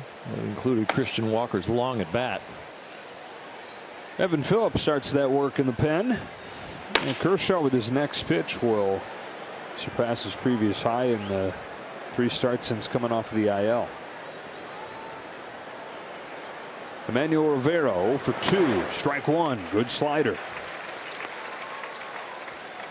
We talk about getting built up for the postseason, and we've talked about this before too, but you kind of got to recalibrate when you're looking at the calendar. Because when you look and see that October's next weekend, it's like, okay, you got to be ready pretty much now. Dodgers' first game of the postseason isn't for more than 3 weeks. Game 1 of the division series, Tuesday, October 11th. Win the night, clinches that bye, and That makes that a very accurate calendar for the Dodgers and their pitching staff. So you got a week off there, and that's something that's going to be talked about a lot. Top two teams, yeah, they get the bye, but how do you handle that? Playing for the Dodgers, do some simulated games, basically some team scrimmages. Like a house by the side of the road, Rivera watches strikeout number 10 for Clayton Kershaw. Well, sometimes it takes 10 innings to get to a jumbo jack, but for Clayton Kershaw, he said, I'll do all the work myself tonight. Everybody get a jumbo jack. Tomorrow, a Jack in the Box with the purchase of a large drink in all the LA area restaurants. There's one right on Sunset. So on your way home from game 1, on your way to game 2. Or for us, in between games. Right. Carson Kelly has 2 hits tonight. He takes ball 1. Yeah, you can take your jumbo jack any way you want it. Anytime you want it.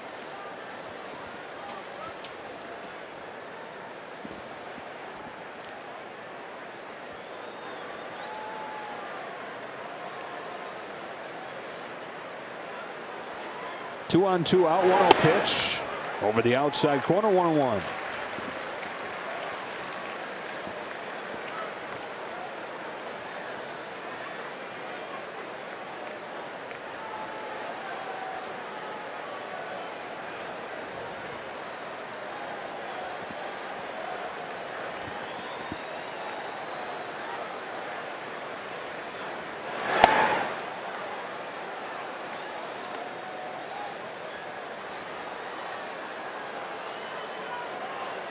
It's Clayton's third 10K game, or 10 Ks or more. Season debut, he had 13. That's the high for the season. So 7 perfect innings in Minnesota. Ball 3. There's a chance this is Kershaw's last hitter. If Kelly were to reach, Jordan Lupo, who's a good hitter against left-handed pitching, would come up representing the tying run.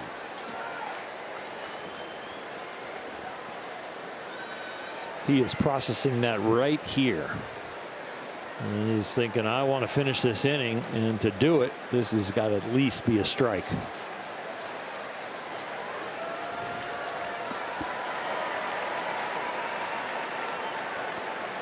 Here he comes. Ground ball to short. Turn of the short way. Kershaw goes 6.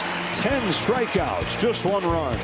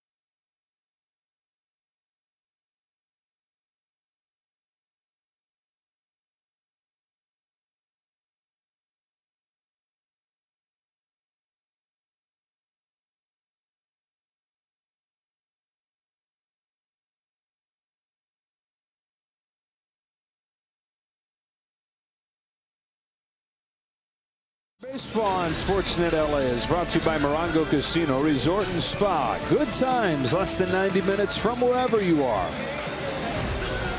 We're at Dodger Stadium, where the Dodgers will be for 14 of their last 17 games in the regular season. Clayton Kershaw tonight, 6 innings, just 1 run, 10 strikeouts. A 5-1 lead at the bottom of the 6th.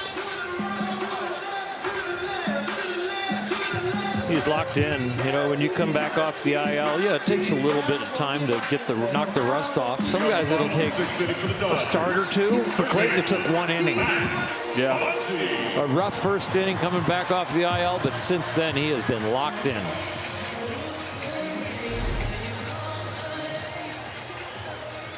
This is during the Cupid Shuffle. Doc. He gets more and more like Tommy Lasorda every day. Just don't gain the weight. Yeah. Muncy takes strike 1 from Merrill Kelly. Gave up a home run to Joey Gallo in the 2nd, and they gave up 4 consecutive hits on 5 pitches and 4 runs on those 5 pitches in the 4th. Gallo knocked in a run with a single. Chris Taylor had a 3-run home run that bounced off the top of the wall.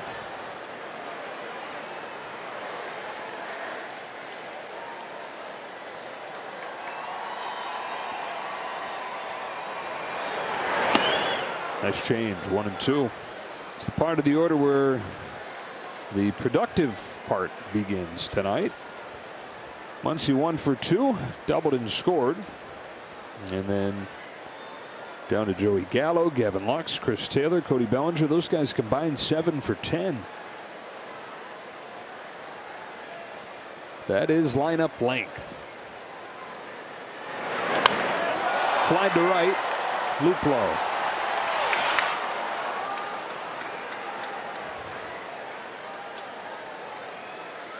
Joey Gallo 2 for 2 tonight. 2 home runs against Merrill Kelly over the last week. 1 to straightaway center in Arizona that was crushed. I think this one tonight though went farther. 4:37 officially. Let's see. Oh, 1 foot short. Try harder. Right? Try and top yourself.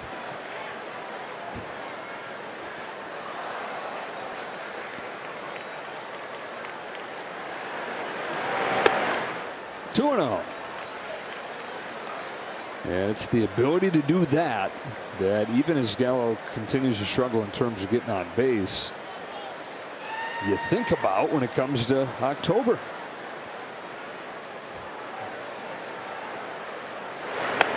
You play some tight 1-run games, some 1-swing games, and this is the kind of guy off the bench, maybe a few at bats in the starting lineup in the right matchup. That's the 1-swing guy that could win you a game. Here he takes the walk. It's part of his game that's been missing since coming to the Dodgers. He's always been a low average, high walk, high homer guy. And low average with the strikeouts has followed him from New York here. Home runs have 2, but I'd love to have those walks start to come along as well. It's been on all 3 times tonight. And here's Gavin Lux. Gavin on Saturday played his first game since September 1st. He was out with some neck tightness. 0 for 4 on Saturday, but he's 2 for 2 tonight.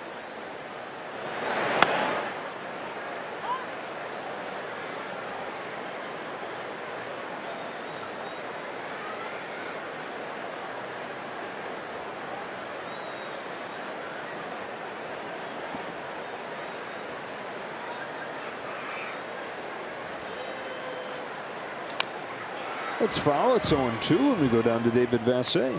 Well, Gavin Lux is Kenosha, Wisconsin's finest. He not only was a baseball player in Wisconsin, but he was a really good guard for his high school basketball team back in Kenosha.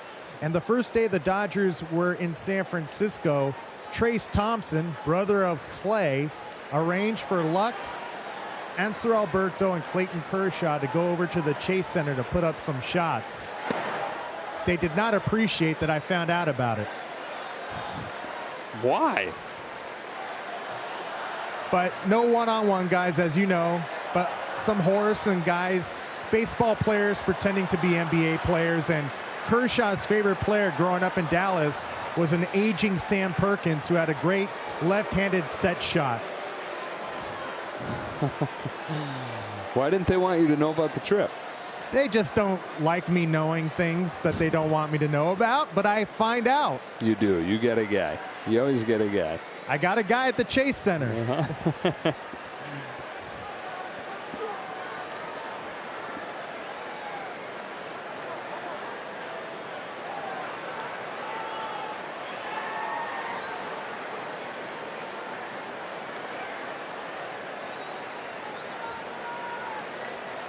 One and two. Kelly comes home. Lux watches strike three. A couple of those strikes were a little bit outside. But Adam Beck giving them to Kelly, who's got his 6K. Gavin said that's a ball. That's a ball. He didn't get too emphatic about it. Just stated his opinion a few times. Kept his composure. That pitch was a ball.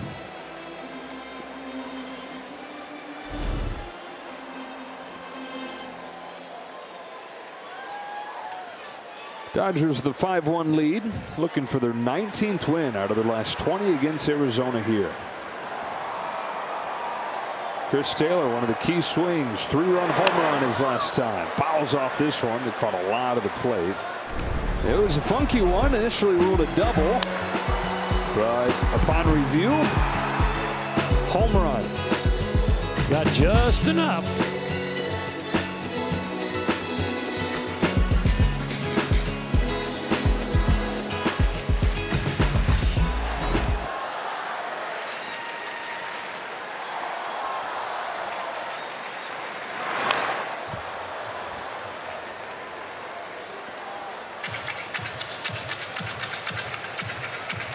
Taylor the DH today. Justin Turner gets the day off.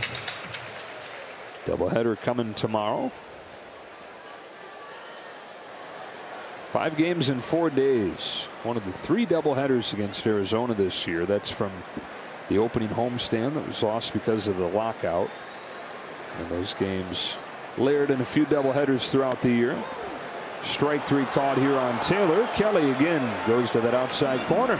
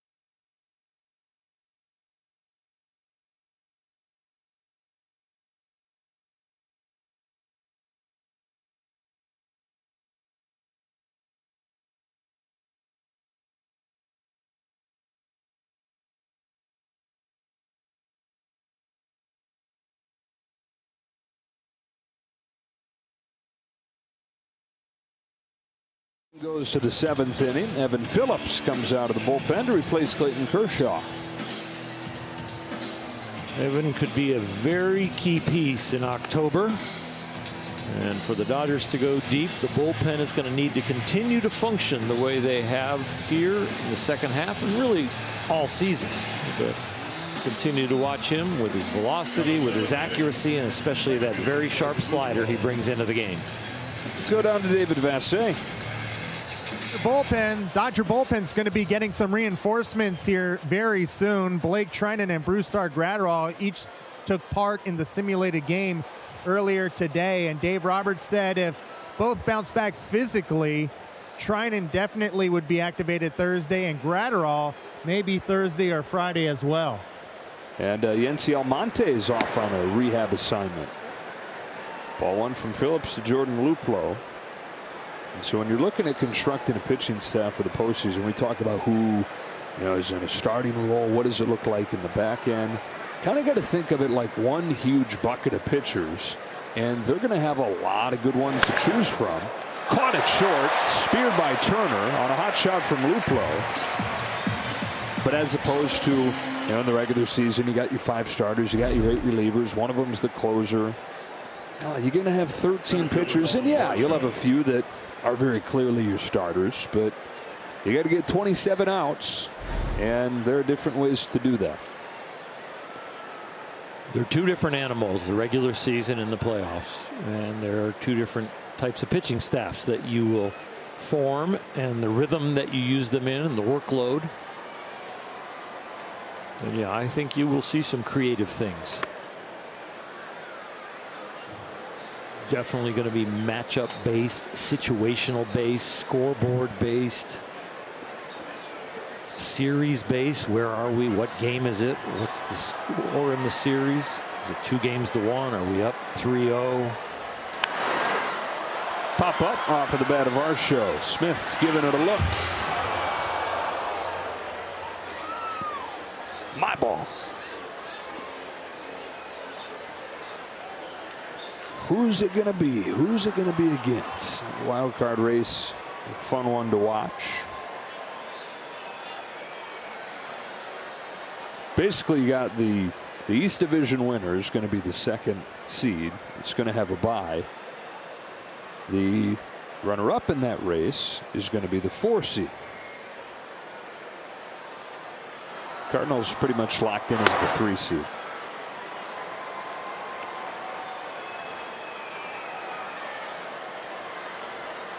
There's the wild card standings right now. Atlanta 92-55. 2-2. Atlanta, though, you go back to June 1st. We know how amazingly good the Dodgers have been. 68-28 since June 1st. You know what the Braves are since June 1st? What's that? 68-28. Whoa. Same record as the Dodgers since the beginning of June. Fly ball right center. Cody Bellinger. 2 up, 2 down. As it stands right now, the Dodgers would either play Atlanta or San Diego.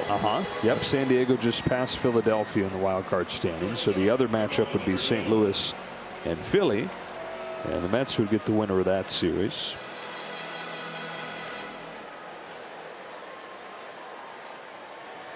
We were talking earlier about how it'd be scary to face the Mets in a short series as Perdomo stands in. Here's the thing, though. It would be scary. The thought of facing the Mets in a short series is scary when you think, oh, gosh, they can go DeGrom and Scherzer games 1 and 2. They can't if you're facing them in a short series, because if you're facing them in a short series, it means they had to go through the wild card series to get there. They've already used DeGrom and Scherzer, so you're not going to get those guys 1 and 2. Still scary, but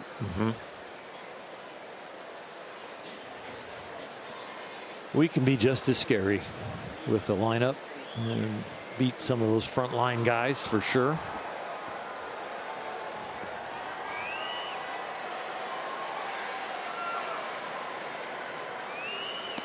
Nice pitch, 0-2.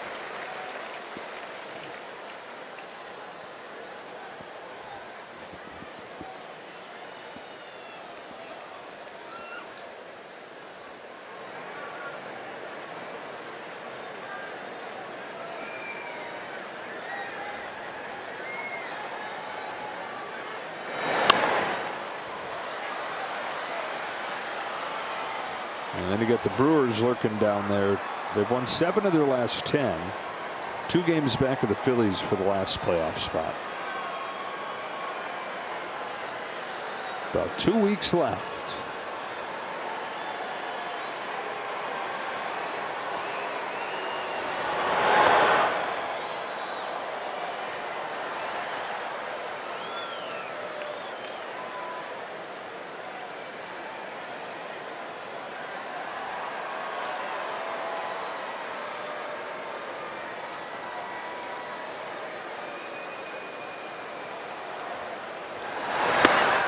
Little high, 2-2.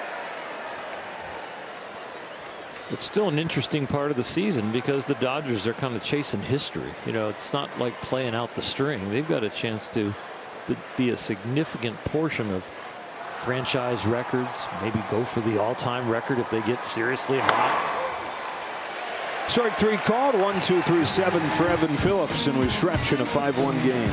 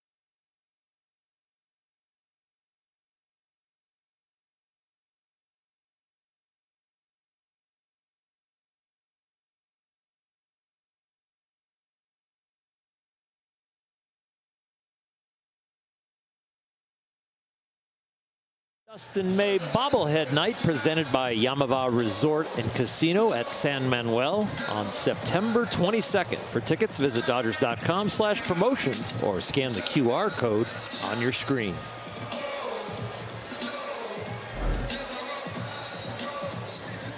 There is Dustin May. It will start on Wednesday. It's Madison Bumgarner. Luis Frias, who made his debut at the end of last season. This season, he's given up 15 runs. Make that 16 runs on 16 hits and 11 2/3. They're looking for pieces. They're given opportunities. One of the assets of an organization is every opportunity, every at-bat, every inning, every pitch. Faces 9-1-2. Cody Bellinger takes ball 1. We were talking about this last week when the Dodgers played Arizona. Given the new playoff structure with the extra team, they're a team that feels like going into next year, there's going to be some added excitement with these young pieces they've brought up. Are they ready to contend for the division? Probably not, but are they ready to consider the postseason a possibility, something worth vying for? Sure, going into the year, and you figure their fans will too. Optimism building. They've got a good farm system as well. Seeing some of the fruits of that system here late this year.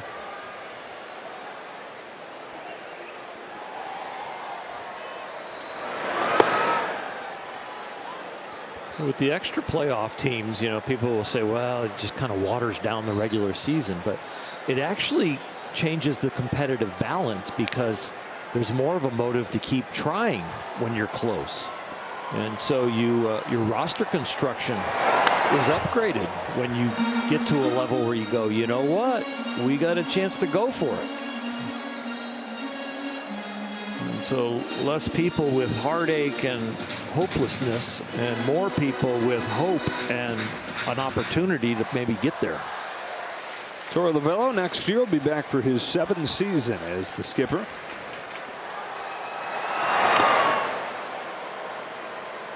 Picked up his option for next year. Santa Monica native Torey Lovullo played his college ball at UCLA.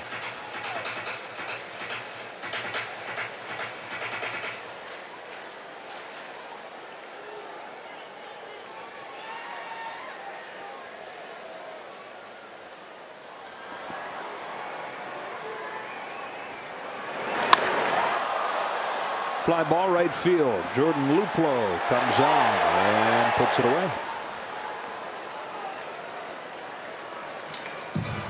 You know, there is a race in the American League Central too. You got Cleveland and the White Sox going at it, and they're in Chicago, and this is the last time they're going to meet, and they're only 3.5 games apart. They've got 3 in a row starting tomorrow. Love it. It's fun. Tommy Kahnle. Love to see that one tighten up. Neither one of them is going to make the wild card. They've got to win the division. Seattle Mariners going to be a postseason team, it appears. Wow. Mookie Betts takes ball 1. That is going to snap the longest streak in major pro sports. 2001.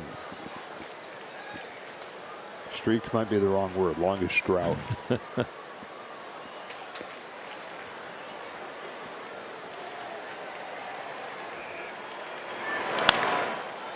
Chopper to third. Rivera, 2 away. Mookie's hit the ball on the ground every at bat tonight. He ain't gonna like that. No, he's not. He wants to get it in the air to the pull side to find a lot of good results.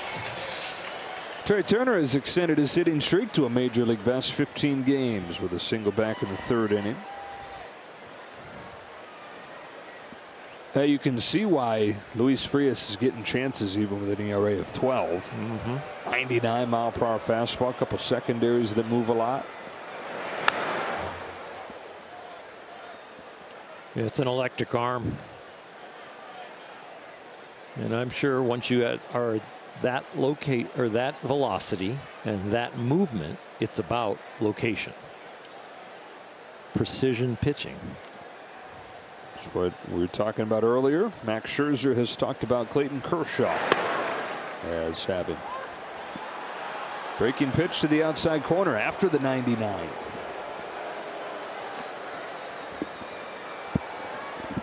There's some momentum that builds in a dugout when an umpire is a little wide throughout the evening, because everybody who comes back after a strikeout on a wide pitch makes a comment, and all of a sudden you've got a chorus.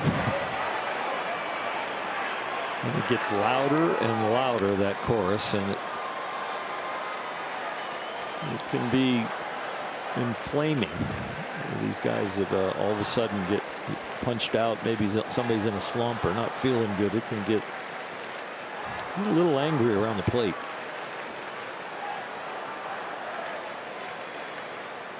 Another 0-2.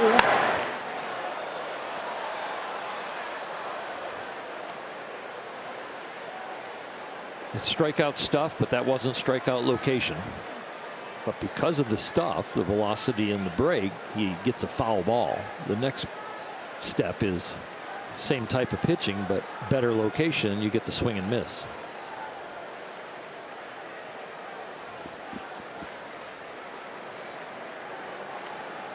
Another 0-2 from Frias. Better location, gets pop up on a changeup at 91. Such is life in the big leagues these days.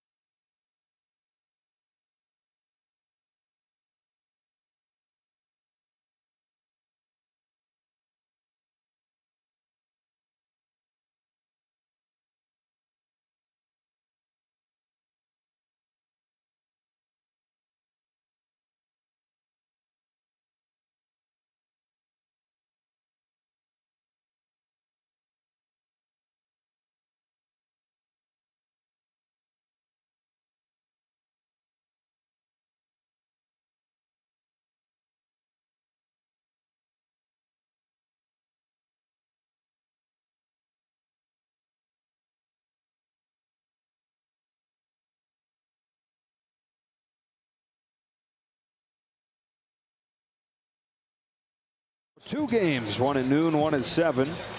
And then the St. Louis Cardinals come in this weekend. Should be a fun series, maybe a postseason preview. We know for sure you're going to see Albert Pujols, who you don't want it to happen against the Dodgers, but he's sitting at .698, gunning for .700. Yeah, that would be a lot of fun. And you know what? There's a lot of warm feelings here for Albert, and you don't want it to happen here, but you kind of do want it to happen here, as long as it comes with a Dodger win. Right. Tommy Kahnle is going to come into the game here. We were talking about how it's hard to say what those 13 pitchers are exactly going to look like, how that's all going to shake out, because guys like Kahnle are still showing what they can be and making their case to be part of that step. Yeah, and when it comes to matchups, he's got a weapon with his changeup to think like, okay, who on the opposing team really can't hit a changeup, because he can throw it at you almost every pitch, and it's like an optical illusion. 32 pitches in his 2 games off of the injured list, 27 of them changeups. And so really, his fastball is his changeup. That's true. Just changes speeds up. Faces the top of the order, Stone Garrett. Strike 1 on that change. Man, it's nasty. And that one was great location, great depth, and yeah, change up at 89.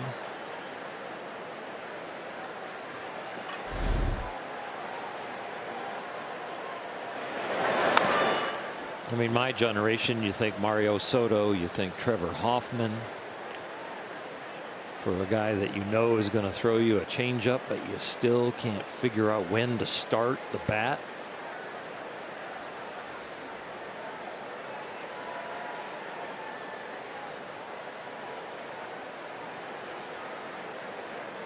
There's another one.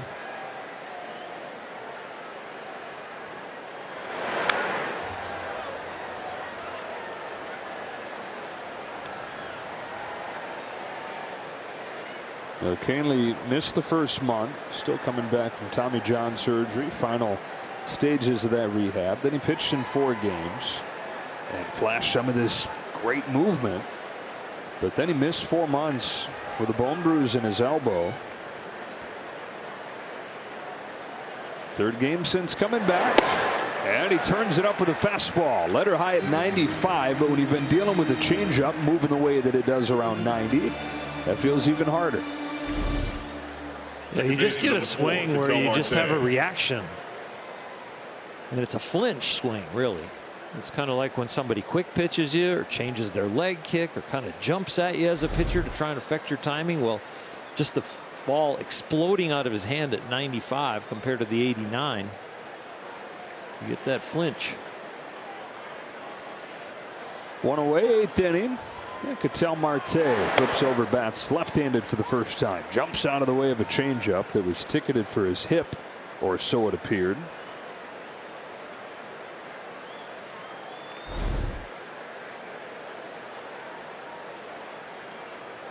And then it took a dive into the strike zone.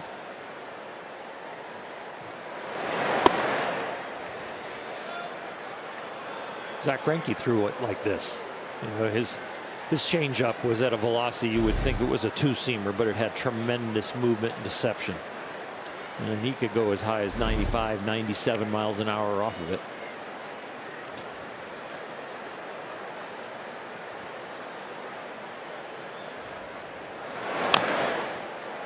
Tommy Kahnle, a happy guy tonight. He is a lifelong diehard Philadelphia Eagles fan. Eagles won on Monday Night Football 24-7 over the Vikings. Tommy's got a collection of a couple dozen jerseys back to when he was a kid. Started cheering for the Eagles because green was his favorite color and he liked the wing logo on the helmet.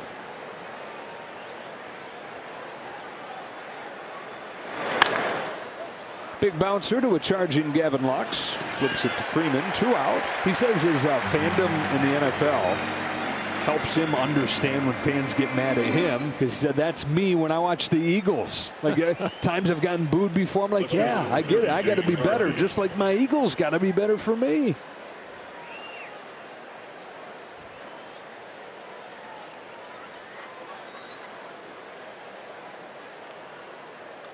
The sports bars in the offseason are an interesting place for professional athletes to learn about how fans react and how you react to your teams.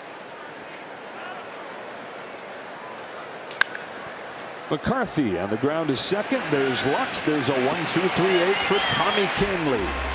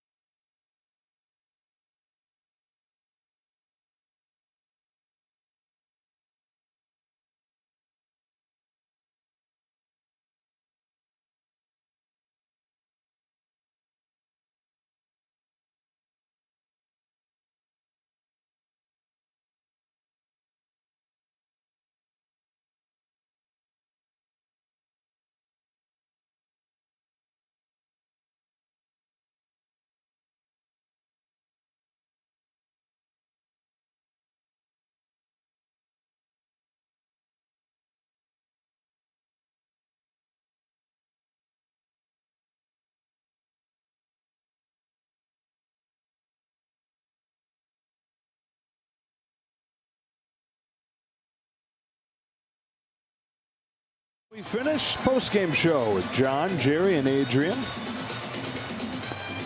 Recapping what they hope is a Dodger win. They got one in the first, or one in the second, four in the fourth. They lead 5-1.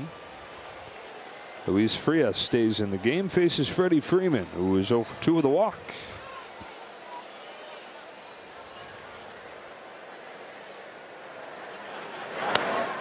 Strike one. Locates that fastball in the corner.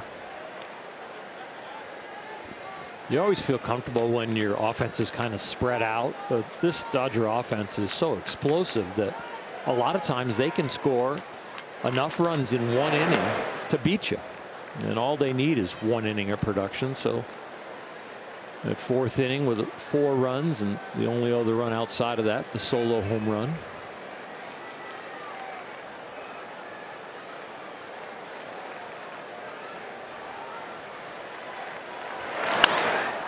Grounded to first. Good hands, Walker. One away.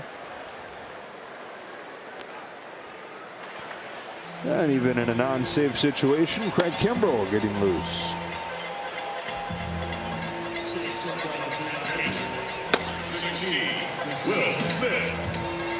Dodgers 5, Arizona 1. Here's Will Smith.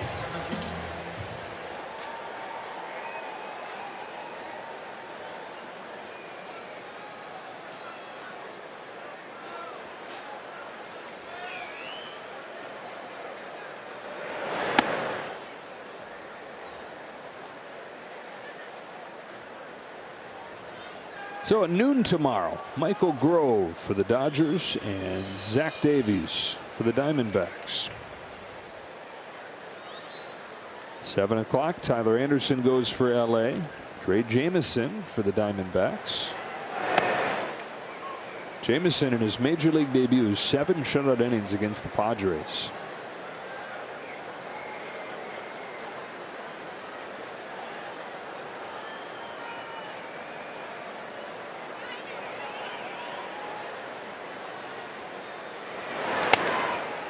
Three and 0.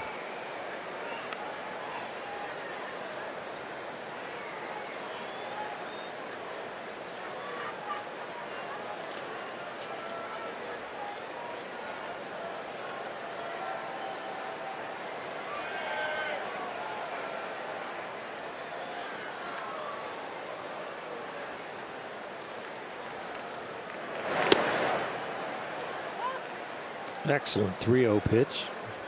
Finding that corner. The difference between a pitcher and a thrower is the command. Again, another good one.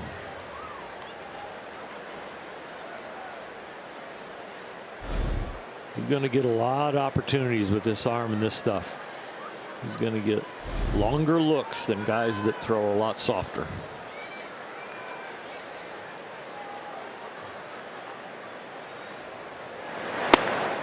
Takes off on him there, and he walks Smith. First base runner the Dodgers have had against Frias in his 2 innings.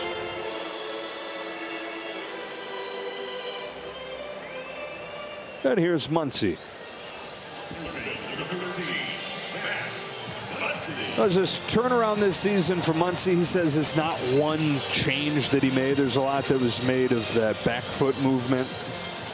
Easiest thing just to the naked eye to see. Obviously a lot of things that have gone into the swing. And he said the main thing though is just kind of relearning his body after the elbow injury. Because what was feeling right, what was feeling pain-free wasn't the right swing for him. He's getting all those swings under the ball. He's producing all these pop flies and all these ground balls. It didn't feel right to be on the proper plane. So he had to rewire himself to kind of change what felt right, because the injury had knocked him off his track when it came to that.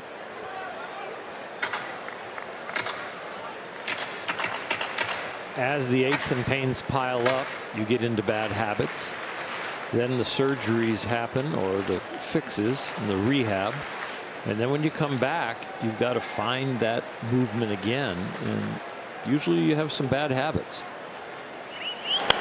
And doing something pain-free doesn't mean you're doing it right. It just means it's pain-free. And that's a lot of rehab and coming back. Is getting to move your body properly the way you want to execute at this highest level.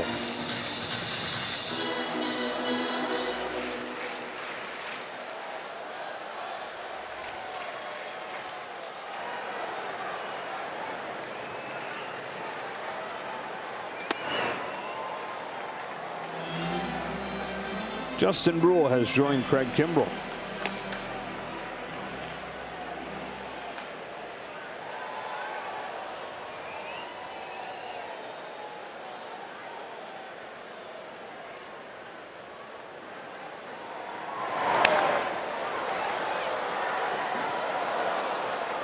With the mechanical change and the movement change and feeling like the swing is in the right place now, not only does it feel pain-free, but it's accurate. That's the pitch that really started to come. Hitting the mistakes and hitting the fastball.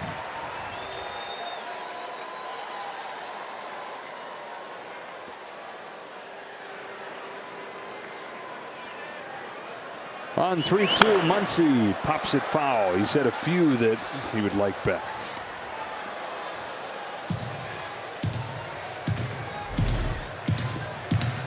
The league usually changes speeds, use as many breaking balls as they can with Max, because they know he can turn around any fastball, and he's trying to do it right here.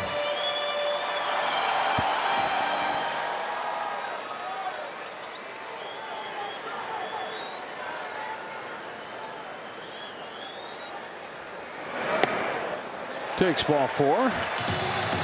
Back-to-back walks.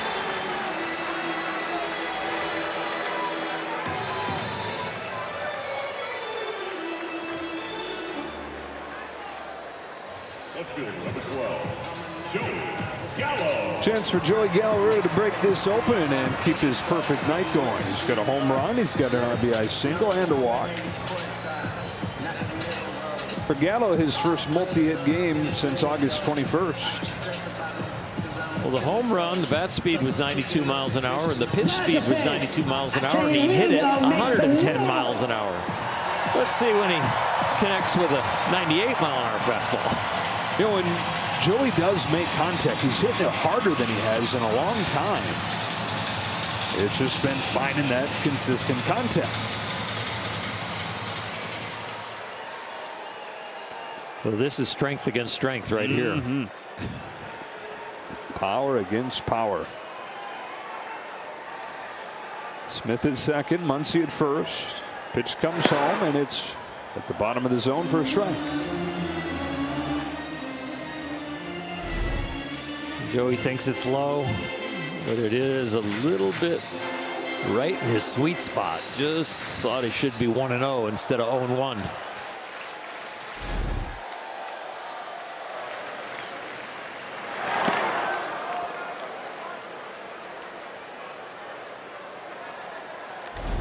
Now you're in a hole and you need a battle.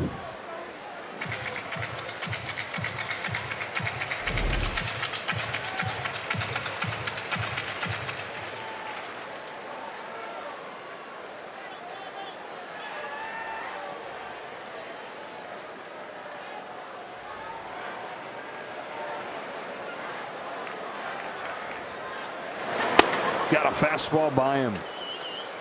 Good old country hardball there. Low fastball, borderline call, breaking ball that you got to start the bat because of the heat that he possesses, and then he goes up the ladder on you. 3 pitches, you're out. 2 gone in the 8th inning. Lux has 2 hits tonight. Dodgers have 8 as a team, including a couple home runs, the one from Gallo, the one from Chris Taylor.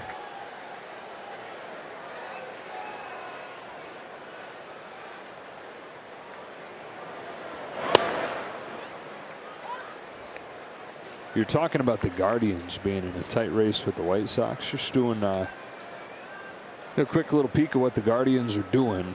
Not only are they the youngest team in the majors, their average age would make them the youngest AAA club too. Wow. Yeah. Average age is hovered around 26. They didn't have a position player in their 30s until Jose Ramirez had his birthday over the weekend. Old man on the team. Mm-hmm.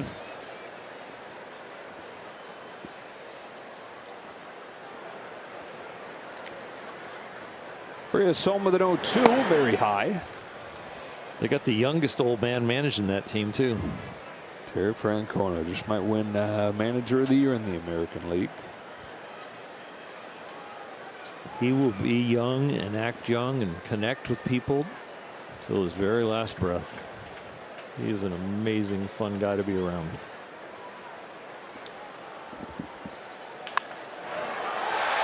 Lux with his 3rd hit of the game. Smith heads home. Here's the throw. Oh, he got under the tag.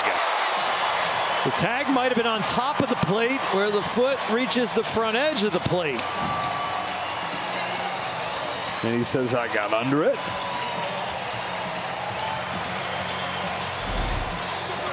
Another beautiful baseball play. Base hit, clean base Arizona hit, is strong throw. At the plate.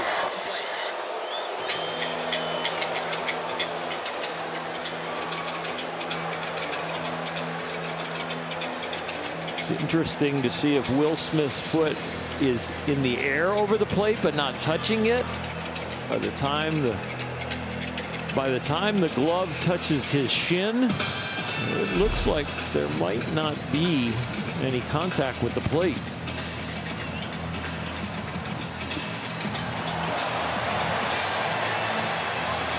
Called home plate because it used to be an iron plate. That hurt when guys are making slides like this. After review, the call is overturned. The runner is out. That's fast. Arizona retains their challenge. All right, so Lux gets his 3rd hit. Doesn't get the RBI, though. To the 9th we go in a 5-1 game.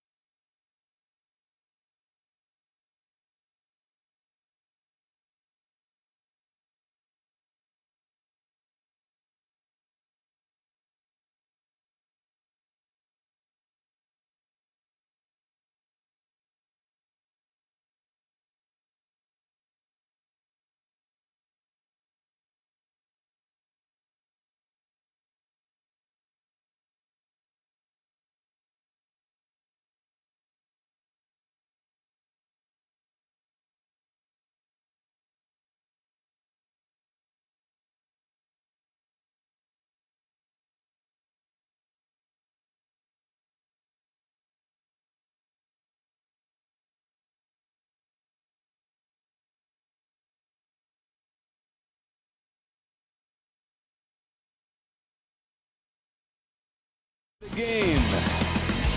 Our first ball in the booth. Oral made the guy's night.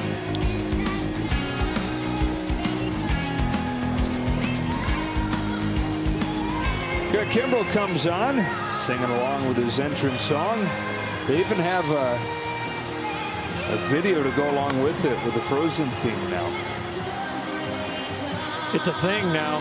Only in Hollywood can let it go. Bring your closer in. Hollywood and Arundel.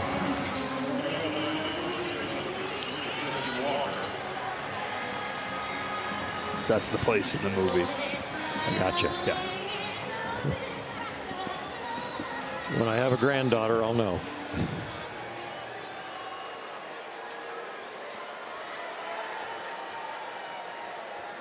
Part of the order for the Diamondbacks, whose lone run tonight came in the 5th. Not a bang-bang play. Clayton Kershaw thought that he got in a double play, but a run came in on a fielder's choice. Christian Walker 1 for 3. Ball 1 from Kimbrell. And here's one of the big wild cards to the whole thing. We're talking about the pitching staff and how that looks. He'll certainly be a part of it, and they would love if he could establish himself, solidify that 9th inning. It's been better lately, with the exception of the walk-off home run on Thursday night.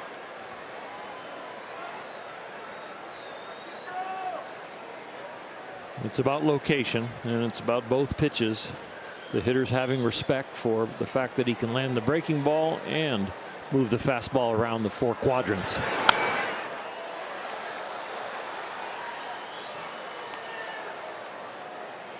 This Dodger pitching staff over the last 3 games has had the K ball working. Clayton Kershaw was fantastic today with 10 Ks and no walks. Over the last 3 games, they have recorded 42 strikeouts in 27 innings pitched. 1 extra inning game there, the 10th.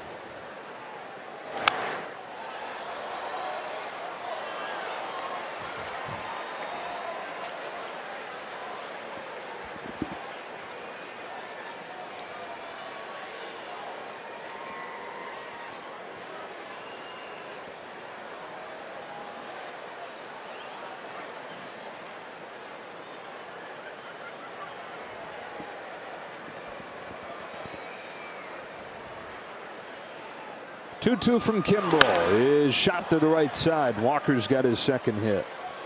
So Christian Walker's done more of as this year has gone on. He's had the home runs all season, but the average has gone up because he started using the whole field more. He did a good job battling from down 2-0 in the count. Craig Kimbrell did. But the thing about falling behind but battling back to 2-2, you're giving a lot of information to the hitter. So the deep counts make the hitter more comfortable, where if you attack early and get strike 1, of course you get the hitter on his heels, and he also has less information about your stuff. Pinch hitter for Emmanuel Rivera, it's Josh Rojas.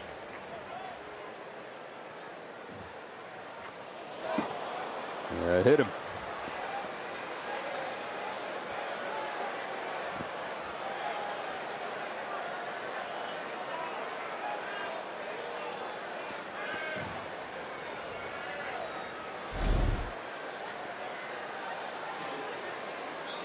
Breaking ball off the front toe there.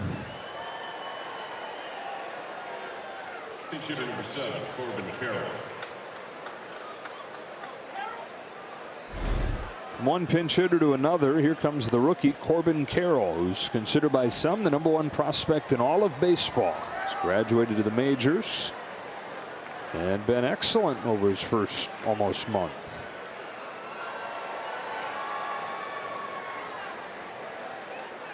Just turned 22 years old. Hit a home run against the Dodgers last Thursday.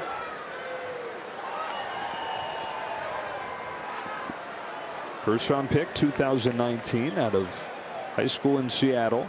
Played 42 games in the minors that first year. 2020 didn't play any.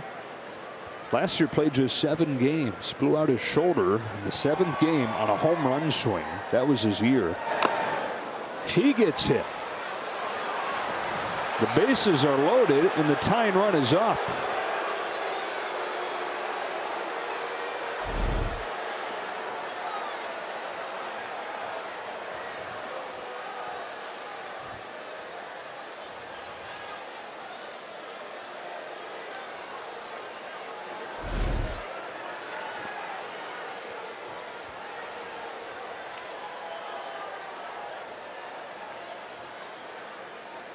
Used to play a mind game right here. If you set the table yourself, that you're coming in to get somebody else out of a jam. You start thinking about this is your jam and you're kind of lost out there.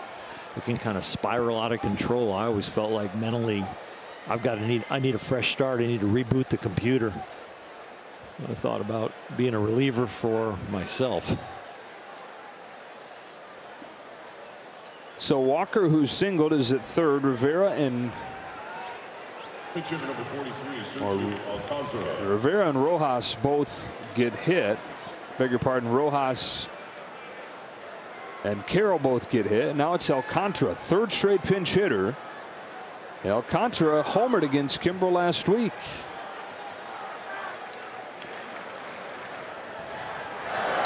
Takes a strike. It was a walk-off in extras. Up and in fastball, and he didn't miss it. It was a pretty good location. He was turning and burning to try and win the game, and did.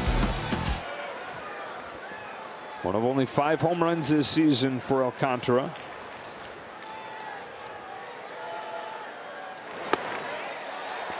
One ball, one strike. Strike zone has been wide all night, and Kimbrel doesn't get the call right there. Bases loaded, no out, doesn't light a fire on the 1-0 breaking ball that should have been a strike, Will.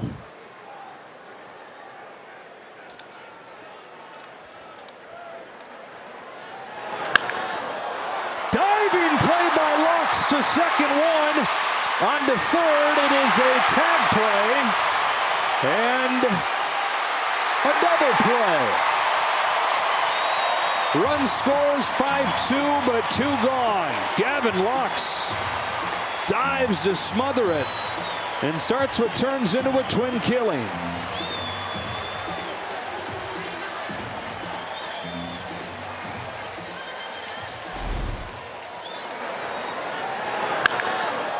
A shot, one bounce, one short bounce away from a possible triple play. Yeah. When this was going on, I was thinking, is it 3 outs? But this ball just barely skids. That is just an amazing play. Get the glove over as quick as you can, accurately there. And then what a double play. You give up a run. No RBI.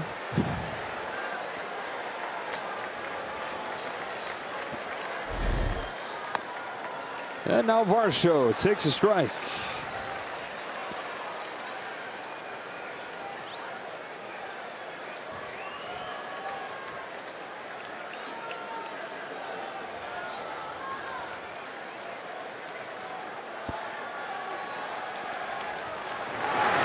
Quickly 0-2.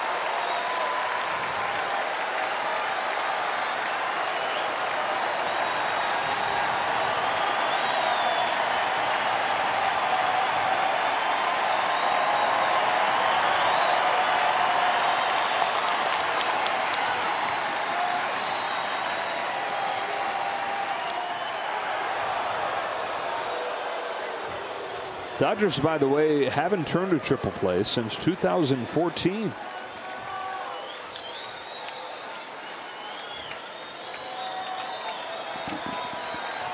Five of them this year across baseball, including one yesterday.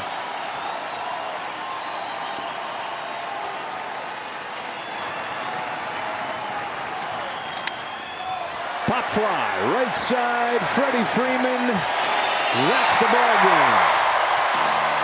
Dodgers with a 102nd win of the year, 5-2 over the Diamondbacks. The winning ways at home continue, and a march towards history and a franchise record in W's is still We're watching it happen.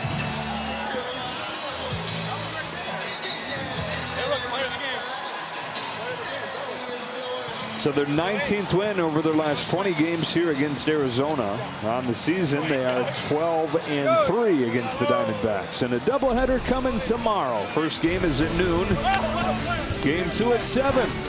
For Earl Hershiser, David Vassay, and the rest of our crew, Joe Davis saying so long from Dodger Stadium. We'll talk to you for the doubleheader tomorrow morning. Stay tuned. It's XS Sportsnet Dodgers.